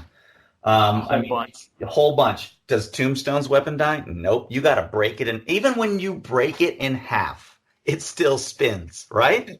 Yeah. Right? Yeah. So it catches fire, but yeah. How awesome is that? I mean, and the fire was spectacular. That was awesome. Did it really burn for a half hour before? No, that was bad. That normally it burned so badly that it started creating another kind of fire besides the battery fire. Like it was burning some sort of like plasticky, so that black stuff was happening. And Trey got out the exhaust system, but it really started to stink in the arena. And I don't want to talk bad about anybody, but certain experts were on site that told us, that sort of demanded we shut the arena door. And Trey, who's been doing this forever, was like, no, we have to leave an air gap open to ventilate. But these experts were adamant, and it made it worse. And then Trey finally just said, I'm sorry, you have to leave. We know how to do this. And Trey got it to stop. I don't think it was a half an hour, though. Yeah. All right. Well, I mean, that's a terrible fire, I'm sure. But yeah, I mean, Whiplash, like, okay, so like what I have written down here is like the way, like, okay, so every single time Whiplash has ever lost, they still didn't get outdriven, because the way that to beat Whiplash is not to outdrive them, it's to outmuscle them, because their robot from the last two seasons of the Remars live event, just like their weakness is being damaged too badly. Because they haven't been outdriven per se. They have been matched, I guess, by Paul with Bite Force, twice. But they've never been outdriven. But the way they lose is just by being damaged too badly and having their functionality reduced to either the point where they die, like they get knocked out, or in the case of Witch Doctor, they just lose the judge's decision. I think you're right. I think I know Matty Vasquez is a fantastic driver. His brother's a great driver too. I mean, it's just, you gotta, like you said, you just gotta go for those wheels and try to destroy him. He's gonna outclass you. You just gotta stay on him and stay alive. That's why a Tombstone beats him, because Tombstone is that robot that can stay alive. You box a brawler and you brawl a boxer. Yeah. There you go. Yeah. Yeah, you just outmuscle them. The robot itself just doesn't seem to be very particularly good at resisting damage just in general. Like those wedges do get knocked off quite a bit. Like they've now lost Tombstone and Bite Force twice each, and both times they've lost, it's the exact same way. Both times it's by just getting destroyed. And even against Whiplash, who they beat pretty soundly by knocking them out by Son of Boyachi, sorry, I meant to say. By flipping them over. Again, it's like a part of this is the timing. You only have so much time to get these things ready. A lot of it is the cash. I mean, these things are crazy expensive. But they brought on a sponsor who I think is pretty excited by them, and hopefully, and the Vasquez family's been doing this forever. It's their entire, family life has been fighting robots. They know. Again, they're like Hydra. They know what to do. They can fix. They can improve. Yeah, they'll be all right. Yeah. Well, that's all I have to say about this fight. I just wanted to talk about it because specifically to highlight how Tombstone really has not changed that much since season 3, but Whiplash has apparently changed a lot, and they still lost the exact same way. So that just kind of highlights how tough Tombstone is to beat. It really is a machine. And it takes time to dial in new things. You have to fight them to dial in your changes. There's like no other heavyweight contest these robots can go to. So they got to come to BattleBots and dial it in. And sometimes like, oh shit, that was the wrong idea. Let's fix it now in the pit. So it might take a couple seasons to see, ideas for perfecting certain weaknesses come to fruition and win the day. Definitely. That's what's unfortunate about Robo Games being gone, because they could go to Robo Games and test these ideas out before they got to BattleBots. R.I.P. So, anybody got okay? So we're gonna move on to the next fight. If anybody doesn't have anything more to say about that fight, because I don't. Greg, you got anything else to say? No, I'm good. Go for the next one. All right, Scott, you got anything? Good. Okay, cool. Next fight is Witch Doctor versus Sawblaze. So of course, Sawblaze being my favorite machine, it's heartbreaking to see them go out so easily. At least comparatively, they did still give it their all, but it turns out that actually my theory from last episode was correct. So Scott, you may remember we had Hal Rucker and Zach Goff on last episode, and I told them that from watching the Ribot fight at least 65 plus times, I noticed that with these new red stoppers that control how far back the arm can go, the arm doesn't actually touch the floor. It's a few inches off the floor. So I said maybe with that heavier blade, it might cause the machine's forks to lift off the floor from not actually touching the floor in the back. And it turns out my theory was correct, because right after I watched this fight, I asked Jameson, was that an issue? Like, I noticed the arm doesn't touch the floor with that heavier blade. Is that the case? And he said, yes, pretty much. We should have gone back to the black ones. So I'm not saying that I'm just an expert on all things robot combat, but, I was right. Well, again, there's the learning curve. Jameson learned a lesson, and he will improve. That loss will, failures would always make you evolve to become better. So you need that to, do better next time. And it's a testament to Witch Doctor's reliability. This year they were insane. I mean, so fantastic. And they did kind of what, Minotaur did to Hydra. They went right in and bent that front little wedge trident, the middle one, which reduced the wedge effectability, and then they were able to just dominate the match. Yeah, and then they hit the saw. That's the saw and turned, squirreled it sideways. Yeah. That made me cringe. Yeah. Jameson also seemed to be oversteering in this fight, at least a little bit. He would just turn a little bit too far each time he tried to keep squared up to Witch Doctor. I mean, it wasn't necessarily that the forks were being lifted off the ground constantly, but more like the robot was just rocking back and forth on its wheels to the point where it just couldn't seem to keep pressure on the floor with those forks. That was part of the gamesmanship too. Is that I think Witch Doctor noticed that when Jameson was in the test box, that the forks, and they probably noticed it the entire competition. But the forks, rise up when Jameson accelerates forward, and they use that to their advantage. Yeah, I was thinking that the regular cutting saw that's much lighter would have been a better choice for this fight, because those forks, aside from wheeling just a tiny bit when he accelerated, stayed on the floor the entire fight. They spent maybe a total of 3 seconds away from the floor, and they were amazingly effective. So I think that the regular saw, for that reason, would have been a better choice for this fight, but of course probably not.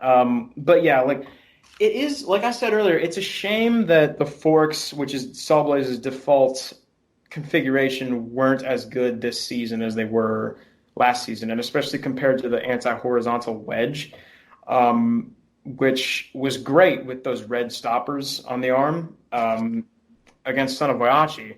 But I'm thinking that for next season, if I were Jameson, the number one thing I would correct was more hinging on those forks, because Jameson says that those forks are hinged, quote unquote, some tens of degrees. I swear it's degrees. But I gotta say, guys, this is another thing we discussed last night. We are really getting sick of the battle of the low ground. I agree. People complain about the floor and everything, but the floor we're fixing the floor. The floor is going to be much better next season. But the floor every season of BattleBots has minor, eighth of an inch gaps, and where one panel's higher than the next. And we tell the builders, if you're trying to skid across the floor, you're going to bang into something. Because the battle of the low ground just starts to just get annoying. It does. I'm trying to win that, and then it's like you're going to get no matter how good the floor gets, you're still going to get stuck on it at some point. And they need to be able to take their robots to the parking lot, to the park. I mean, I agree. Trying to get as low as you can, then bitching about the floor. Screw that, man. I think you ought to build a floor that is uneven. We've thought of it. You know, we think it would be too disruptive to the sport if we did that. But I mean, what we do is, you know, we try to level it. We try to level it our best. But there's going to be 1/8 of an inch little parts that aren't. If you're hanging up on 1/8 of an inch, you need some wider tolerances. Well, 1/8 of an inch is like this much. I know what 1/8 of an inch is. Well, I mean, yeah, but it's not like an invisible amount. I think they should be able to go over 1/2 an inch. Well, sorry, Greg, go ahead. Yeah, we also have the whack-a-moles. You know, these little yellow dots all over the arena. These are little pistons that come up. They're radiused, right? So if you hit them, you'll roll over them, but they slow you down a little bit. And they're there specifically to not let people win by winning the battle of the low ground. Well, so if I could throw in my 2 cents for like maybe what the arena floor should be like, I think that the floor should be perfectly smooth, but, and this is a very important distinction here, it should not be totally flat, and there's a big difference. So what I mean by smooth is that you shouldn't be able to smash into a seam in the floor and bounce completely backward, but not being completely flat. The difference here is that the elevation does vary. So there's certain radius elevations throughout I get you. I understand. Yeah. So there should be differences in elevation all over the arena whereas bite force would normally get under something, maybe the other guy would get under in that specific place. Because bite force is going up the hill while the other guy is, Yeah. No, I mean, that's a super interesting idea. I kind of like that. And you would just have to vary it ever so slightly. Maybe like 3/8 of an inch, right? Yeah. You wouldn't even have to do it that much. The problem is cost. I mean, to make a super smooth floor with smooth radius parts where you have to also fit everything in a truck, so it has to be modular. I mean, it's just you start to get into this level of engineering for the floor that we just can't afford. Yeah. They need to make their robots that can go over a bumpy terrain. See, yeah, speaking of which, like I said earlier, how huge is the only robot that I can possibly imagine beating Bite Force? Greg, you said that you at least somewhat influence the matchups for each season, right? Yeah, no, I mean, basically at the end of the day, it's 3 of us. It's Aaron, Greg, and Pete, right? So we're up in this room every night at we can stay there till like 2:00 in the morning. And we figure out, what are the fight cards? What's the best lineup of fights for the next couple of events? Because we got to tell the builders to get ready. So yes, in other words, Greg, for season 5, you know what must be done, right? You want Bite Force versus Huge, is what you're saying. You know what must be done. All right. I am 53 years old. My memory is getting a little fuzzy. So you make sure you text me, right? Facebook Messenger me, and tell me that when you'll know when we're in production. So just send me that message. Yes. It is incumbent upon you guys to make sure that Bite Force loses at least 2 of its 4 fights. But I mean, come on, that fight, Huge versus Bite Force, ticks all the boxes. It's a fight no one's seen. It's a fight that'll be totally interesting. It's a fight where Bite Force might actually lose. Well, they did almost beat Bite Force though in season 3. That fight did happen. Yeah, Bite Force tore the wheels off. So it's a great rematch to try and do it again, right? It didn't tear the wheels off. No, Huge broke in half because of lasting damage from ice. Oh, right, that was the break. I was thinking of the Ice Wave one. So that's yes. He's split in half, but now he's solved that problem. So let's try it again. Yes, and also they didn't just fight Ice Wave right before. But yeah, no. I was super sad that didn't happen this season. I wish it did. Thanks, Matt. But yeah. So dragging ourselves kicking and screaming back to the episode itself, though. We are now 5 fights done with 8. The next fight that I wanted to discuss was Tombstone versus Bite Force. So you just got dominated.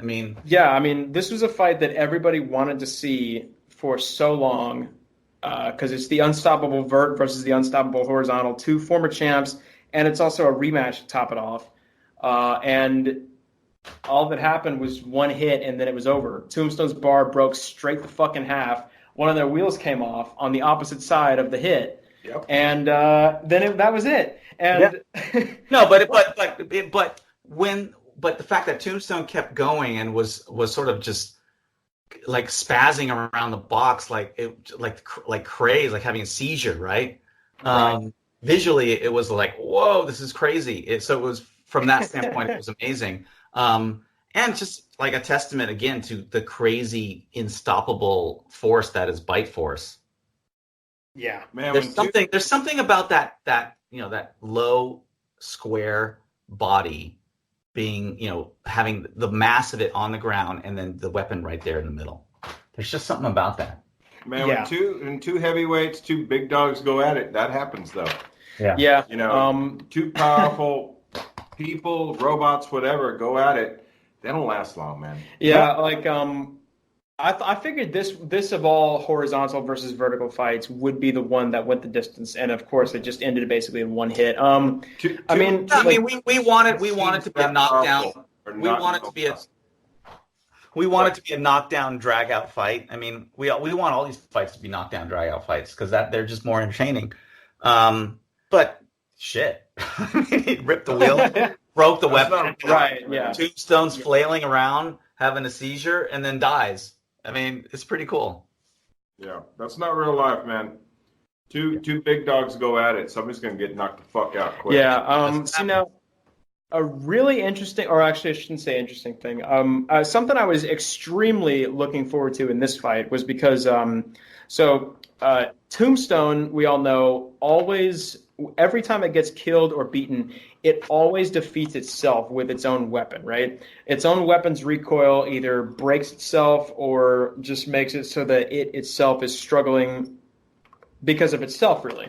It never actually takes hits from its opponent's weapon. The only hits I can remember it actually taking were like 2 shots from Beatus Hammer, a small hit from Bombshell's rickety horizontal, and also a small hit from Whiplash's very light vertical. It's never actually taking damage from the other guy's weapon, right? And in the past, every single time Tombstone's weapon has stopped working or broken, its opponent's weapon is also broken by that point. Sometimes, often actually, on the same hit that Tombstone's weapon stops. All I've wanted to see from Tombstone is for Tombstone to get properly busted up by the other guy's weapon rather than just killing itself every time, because we've seen that. We've seen that plenty of times. And this was the fight where I figured that has the best chance of happening. And Bite Force got that chance, and they didn't take it. And actually, as well, a tough robot. Yeah, they knocked Tombstone out, but then they didn't hit it anymore after that. They got one hit on the body. Well, that's because they have the finals remaining. Well, but I was just so sad to see. You don't charge in there. I was just so sad, though, to see Tombstone's weapon stop. The other guy's weapon still works, and they didn't go in for any more hits. That did massively disappoint me. And also, when it's tournament time, when it's the semifinals, you do not waste anything. I do not blame Paul whatsoever. I was still massively disappointed. Well, that's valid. But I do have one other thing to say, though, as well. The fact that Tombstone's own bar broke in half on hit 1. First of all, I don't want to take any credit away from Bite Force, because this was, they did break Tombstone's bar. But Ray did say that S7 does have a tendency to just break. The bar itself even broke on the opposite side from where the hit happened. Right. But the reason that wheel came off, despite not being hit, was because Tombstone threw that chunk of the bar at the wheel. It hit and it broke the wheel off. So even when, literally, Tombstone got broken by its own weapon again. Literally this time. Yeah, no, that's right. So by its own weapon. We slow-moed it, and Bite Force, he hits the bar breaks. It almost goes through the other side and smacks in the wheel and tears the wheel off, something like that, right? Literally broke itself with its own weapon. But Bite Force broke the weapon, though. Yeah, but Tombstone still broke itself with its weapon. No, Bite Force broke it. I know, but it was still Tombstone's own bar chunk that got thrown backward at a tangent angle. That dealt the killing blow. I mean, the thing is, what would have happened if the killing blow didn't happen from the wheel falling off? He just would have been a flailing wedge, pusher the whole fight. and Bite Force would have won anyway, and it would have been a boring 2 minutes. So it was probably better that it ended the way it did. I mean, yeah, but like at least then we would have gotten to see Bite Force kick the shit out of Tombstone with its weapon. But That's instead, true. No. That's true. You know what? That's true. That could have happened, and that could have Yeah. been. I mean, maybe the tournament bracketology will make it happen again next time. We'll see. Yeah, hopefully. I do want to see a proper rematch between Bite Force and Tombstone. But So yeah, you want to see Bite Force fight Tombstone, and you want to see Bite Force fight Huge? Yeah. Who else? Let me see. Hydra? Nah.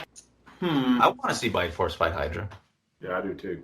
Well, I mean, given how Minotaur versus Hydra went, I would think that Hydra would just get completely destroyed.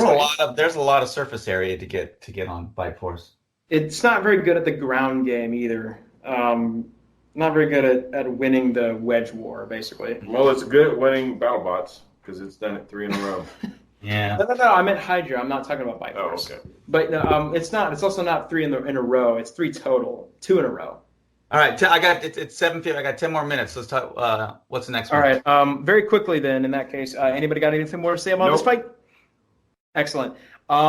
Witch Doctor versus Death Roll, and the only reason I want to talk about this fight is because it was just a controversial split decision. Before we talk about the decision, though, another phenomenal display of power from Witch Doctor and durability from Death Roll, because they still didn't get knocked out. I didn't consider it controversial at all. Oh, it was close, but Witch Doctor beat him, I thought. Yeah. That one moment where Witch Doctor literally stabbed Death Roll in the stomach and his teeth both got stuck in the underbelly. Oh, masterclass. I've never seen that happen. No, I agree. It's like that was incredible. Witch Doctor just was kicking butt the whole season. Witch Doctor got stuck. A lot of people don't realize, but the rules say if as soon as you're stuck, the ref has to assess it, ask you if you have movement, and then do a 20-second count, unless the ref feels like the count is useless and they should just start counting immediately. In the case of like an out of the arena. They have 20 seconds, and I think someone timed it and said it was 17 seconds. So a lot of people have been calling foul on that, but I don't think that was a problem. And then the crab walking at the end, we discussed this one last night. I think it is on the bitter edge of acceptable. I just think that like if the robot is moving in any meaningful way, it shouldn't be counted out. Because like we had this discussion last episode as well with Hal and Zach. Because like okay, so with Copperhead, I'm not really going to talk about them because Zach did say it was some clever editing. But with Scorpios, they were still moving exactly as well as they had been for the first half of the fight. And like during the count out, they moved like halfway across the arena and they still got counted out because the ref still was like, I guess you guys just aren't moving. 10, 9, 8, like that. And Witch Doctor definitely was moving. And I think I call crab walking to me is moving, but I know. I mean, the problem, and this is something I have to. It's my fault for not educating Chris and Kenny. Is they've made the glossary term crab walking a negative, and fans who don't really understand what that means think of it as okay, you're going to get knocked out. Crab walking is not a negative. Crab walking is basically you have one side of your drive and the other side is dead. So you wind up that one side a lot and you swing to the side and then you kind of swing backwards and then swing it again and then swing backwards and swing it again. And you can translate to a direction you want to get to pretty lamely, but you can. Yes. And when that happens, the refs are instructed not to count them out. They let it go. However, the opposite, if you're spinning in a circle and just not getting anywhere, you're not able to get into a direction that kind of gets you where you need to go, then they knock you out. Witch Doctor was getting in a direction where they wanted to go. I would say it was on the razor's edge between knockout and acceptable translational movement, but it was acceptable, and I think the refs made the right call not knocking her out. I agree. Yeah, it was close. It was me close. too. There's no doubt about that. Like, I still am so baffled to why Scorpios got counted out when they were doing that exact thing. Until suddenly the refs. Again, I forget. I just don't remember that one. I have to watch it. But Witch Doctor, I thought, kicked Death Roll's ass completely and utterly. Death Roll didn't even do any pushing. Their weapon got killed, so they shouldn't even get as many aggression points. So with that said, how is this a split decision? How is this a split decision? I think one of the refs thought that the crab walking wasn't acceptable. I mean, but like I said earlier, I think one of the judges, not the refs, one of the judges thinks the crab walking was not acceptable. It should have been a knockout, and therefore gave the win to Death Row. That's what I see. Like that's the kind of thing you can't do if it's an objective system. So like this goes a little bit back to the subjective thing I was talking to you about earlier. It, man. I mean, yeah, but even if they think that the knockout should have been a knockout, the crab walking should have been a knockout or whatever. Because how do they give more points to Witch Doctor? Once you think somebody should have been knocked out, you are going to figure out a way to give the other guy the fight. But they must have given it 4-3 to Death Roll then, and the only way I can imagine that happening is if you give both control and aggression somehow to Death Roll, because there's no way you can give. Which judge was it? I forget. Death Roll. I forget which judge it was. I can't remember which judge it was either. I think it was Lisa, or was it? No, it wasn't Lisa. It wasn't Lisa because this isn't Lisa, because everyone gave her a bunch of shit because she voted for the girl, which is such crap.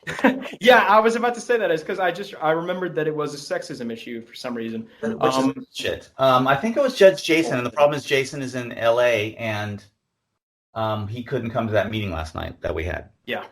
But yeah, I think that Witch Doctor should have won this just flat out unanimously. I don't understand why Death Roll got a vote.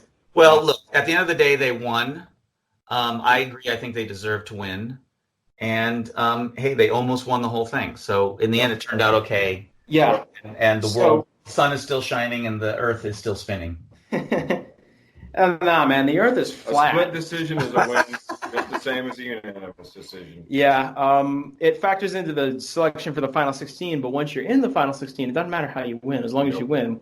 So actually, Greg, I do have a question for you. Death Roll did say that they were out of spares by the time they went into this fight. What if somehow they had won this fight and were just broken for the next fight and they had to forfeit? What would be the policy then? Yeah, so what happens is the person you lost to gets to have the fight. Ah, okay. So it almost keep moving backwards through the losers. If that impacted any of the decisions in this round because of that, I wondered about that. You know, I think that's even in the rules. We've had that in the rule book. At least in our, I think we've enumerated in the rules. But basically, if you forfeit in the tournament, the person you lost to in the previous round gets to take your place. If they can't take your place, the person who lost to you in the next previous round, then it goes to, I think, a pool of losers from the previous round gets selected by the selection committee to go in. I think it's something like that. It's never happened, knock on wood. Yeah. But we do, I'm gonna knock on this wooden chair as well. We do have a contingency plan for if that were to happen. Contingency plan like Batman. So if you have a little more time to talk about the last fight that we're gonna, I got 3 minutes. The winning fight. The final, yeah, Bite Force versus Witch Doctor. So far, God, fucking that was painful. That was painful because I mean, look, I'm it's just like Mike was winning. Mike and Andrea were winning that fight. They were winning the first, I guess, minute 45 seconds. They were winning. And then suddenly they weren't. They took off the wedge. They took off the other wedge lid. They were kicking his butt, and it was just like, oh my God, this is like what a Cinderella story. What an amazing achievement to have such crappy, last season and then come all the way through it undefeated and then beat Bite Force. Oh my God. And then the tables turned. I'm pretty sure Ryan Bradley would have killed himself. I think Paul shows what a champion he really is. I mean, you can't deny that Paul Ventimiglia is the man. He's the guy. I mean, and his crew. He's got a pro pit crew who fixes that machine, dials it in. These guys know how to do it. I mean, and let me just say for 1 second, back when BattleBots got booted from Comedy Central, Trey and I started BattleBots IQ with a woman named Nola Garcia in Miami. Well, guess who came up through the BattleBots IQ circuit for 12 years? Paul. And guess who else? I don't know. Andrea? Okay, so Paul, Andrea, Mark DeVitz, Victor Soto, Will Bales, and sort of by osmosis, Charles Guan, Jameson Go. A lot of the top contenders you're seeing are that way because of the IQ program. And Andrea's robot, Category 5, back in her high school days, was a beast. I mean, the thing would always win. And then Paul had a robot that was very similar to Ice Wave back in the day, and I think Mark helped him build it. That was also a beast.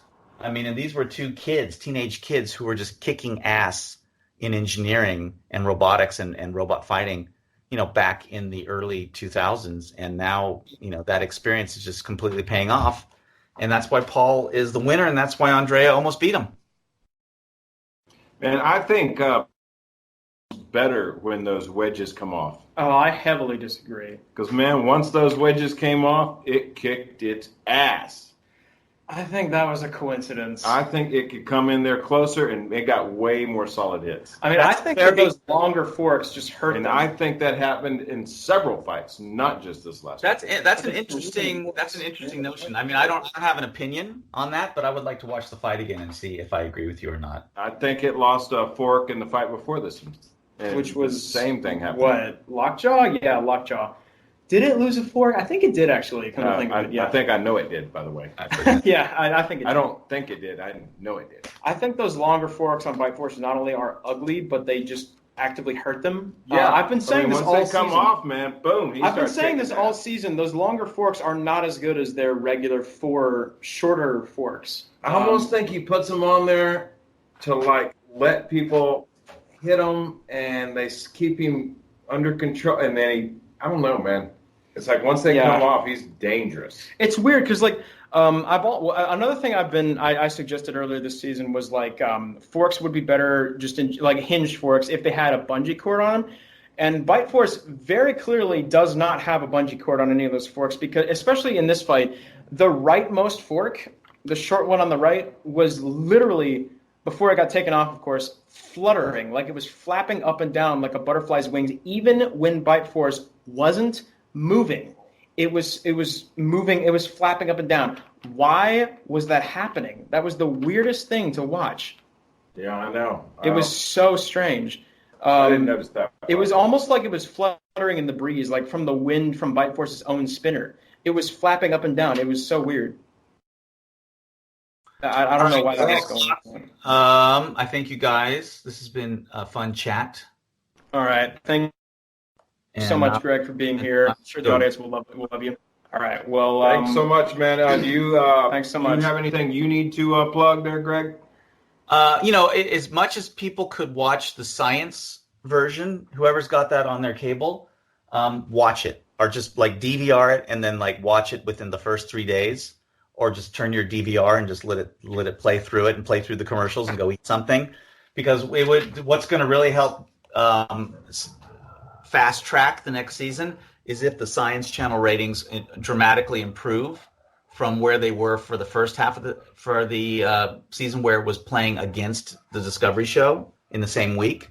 Yeah. Where now that it's on its own, right? You understand? We want to see those ratings go up. Yep. So if they do, and everyone on Reddit can help us do that, that would be great. Also, just look at it on Science. Look at it on the Science Go app if you don't have that on your cable package.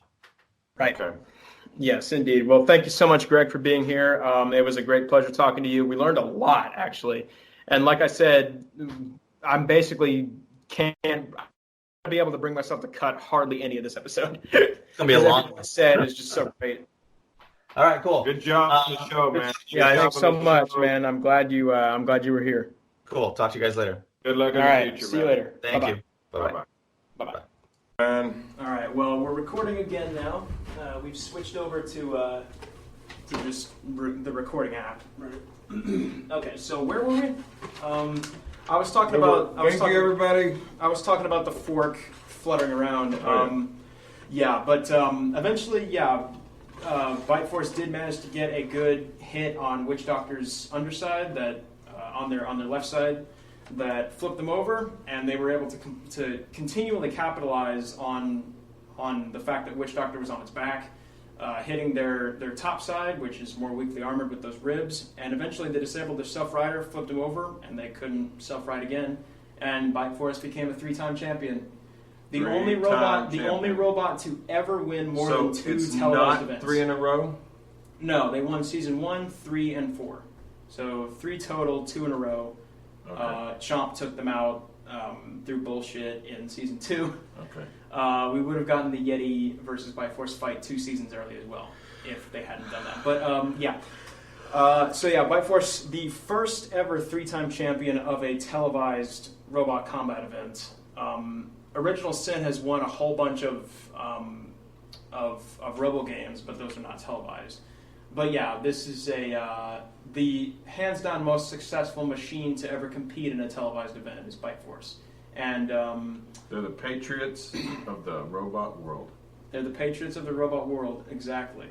And I mean, yeah, that really is like the best way to put it for this machine.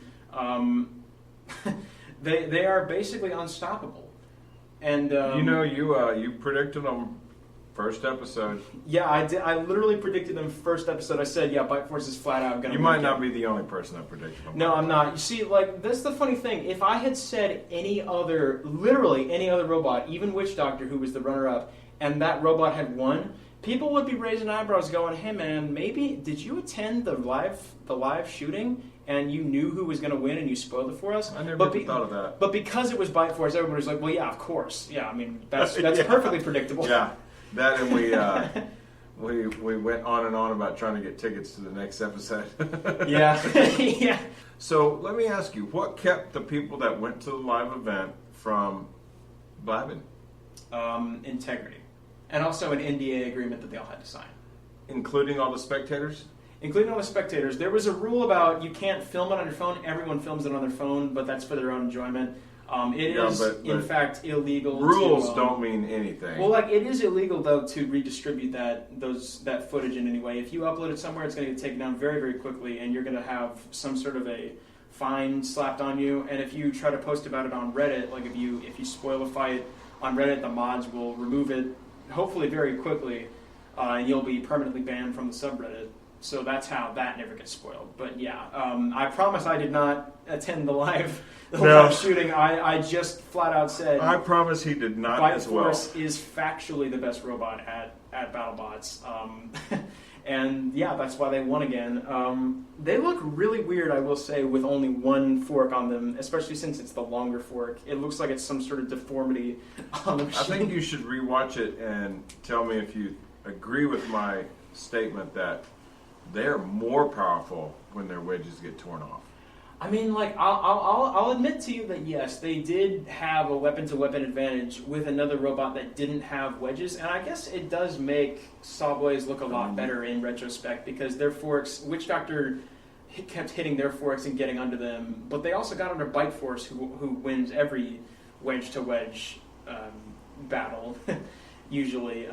But yeah, Witch Doctor is an example of a machine that it's a vertical spinner that's effective without having any kind of a feeder system. It's just because the weapon sticks out so far in front of the rest of the robot that they're able to keep getting those hits reliably. So is there any point in having anything other than a vertical spinner? I mean, there definitely is. Like, I mean, we went into the finals with 2 non-vertical spinners. Yeah, and, then we went into only one if you count. Then we went into the next round, which is the final 8, with 1 non-vertical spinner, 7 vertical spinners. Oh, I'm sorry. Yeah, 1. Yeah. 1 horizontal spinner. Yeah. The horizontal spinner did make it to the semifinals, being the top 4. Yeah. But got taken out in literally one shot. It just looks like, vertical spinner is the way to go. I mean, yeah, like the fact that S7, which is what Tombstone's bar is made of, Why did he use that? Well, because see, I noticed the he switched his bar. Yeah, because see, the trapezoidal black bar he used for this fight is generally the bar he uses for fighting verticals. I don't remember him using that bar that well, much. see, like he used it against Gruff as well, but and I have no idea why. I think any of his other bars would have been a better choice, literally any of them. But regardless, he did use that bar against Gruff. But this is generally the bar he uses against verticals. 1, because it's the shortest, and because that means that in a weapon-to-weapon hit, he will not get flung as far. which is funny because he does generally tend to get flung very far and very hard with this bar. It happened against Minotaur last season and it happened against Gruff this time. There was at least one hit in both those fights where he got completely just tumbled around all the way across the arena with this bar. So maybe it doesn't work as well as he thinks it does. But regardless, also it's because he uses, like this bar tends to almost touch the ground as it spins, so it can function as an undercutter, so it can just get underneath the verticals. Are you saying that his bar isn't spinning parallel to the floor? No, it's slightly offset by about 10 to 15 degrees. I still call it a horizontal bar. He does refer to it as an offset bar, as what he says. He says it's not really a horizontal; it's a horizontal though. And is that bar specific, or is it always? It is always, but this bar in particular, I think with the size of the tires he runs, it does very, very close, come very close to touching the ground, and because it's a trapezoid shape with its cross section, like that, it is effectively an undercutter against verticals. Of course, it didn't work in this fight, but that is generally his strategy, right? Yeah, that's why he ran this bar. In theory, if he makes that bar again next season out of something besides S7, which is prone to shattering and weapon-to-weapon hits, it should come out on top against something like Bite Force, because Bite Force's bar is substantially weaker and thinner than, or it's not thinner, but it is smaller and spins more slowly than Tombstone's. It should, in theory, come out worse if it's made of the same material. So you can't really say that fight is a good example of how verticals are better.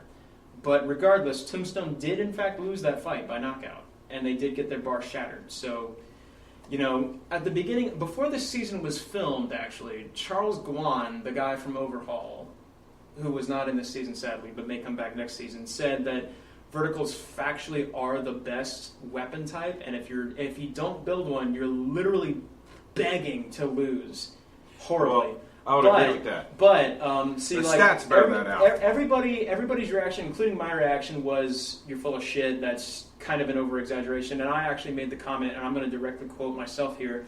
Given that Tungsten was the first vertical spinner to ever win a televised event, and also Bite Force in season 3 was the first vertical spinner to win Battlebots, no, I don't think that's the case. And now it's becoming harder and harder to argue against that idea. I do. Yeah, definitely vertical spinners are objectively the best, but not by a whole lot. Because if they were the best by a whole lot, they would have to overwhelmingly win matchups. Whereas we saw plenty of vertical spinners lose fights this season, either to non-verts or otherwise. But we didn't see the good vertical spinners lose fights. Hey, now we did see Witch Doctor struggle a lot with its weapon motors, because vertical spinners are just as prone to unreliability problems as every other type of spinner. And also, Wan-Hu and Railgun Max lost fights. Sure. Minotaur lost a bunch of fights. Well, no doubt about that. Yeah, Minotaur lost 4 fights total. Who else? Death Roll lost fights. I mean, granted, their only loss was to another vert, so that's kind of irrelevant. Who else? Let me see. Man, basically vertical spinners in general are capable of losing fights. They're dominating. They're dominating, but not by a whole lot, is my point. Because, and much like the whole high ground thing, like if you have a high ground in a fight, in order for that to be true, you have to overwhelmingly win almost every single time. But vertical spinners don't win almost every single time. It's really more about the robot itself. Like Bite Force is a vert that wins. It's only ever lost 1 fight, right, as a vert. But other vertical spinners don't win all the time. Like Bombshell in particular literally is the meta. It's a vertical spinner. It's the most meta design right now that factually is pretty much the best, like we're talking about, and it went 0-4. 2 seasons in a row went 0-4, even though it just should win, realistically. It's a wedge with a vert. It's the best design, and it what loses. robot's that? Bombshell. It's the best design, and it loses constantly for reasons, a multitude of reasons, but yeah, I think that vertical spinners, definitely are the best design objectively, but not by a huge amount, is my point. Okay. Yeah. Do you disagree or what? Yeah, I mean, they dominate, and that's what I would leave it at. I mean, I can't really disagree. But yeah, and whether they dominate by a lot or a little, I don't. Yeah, but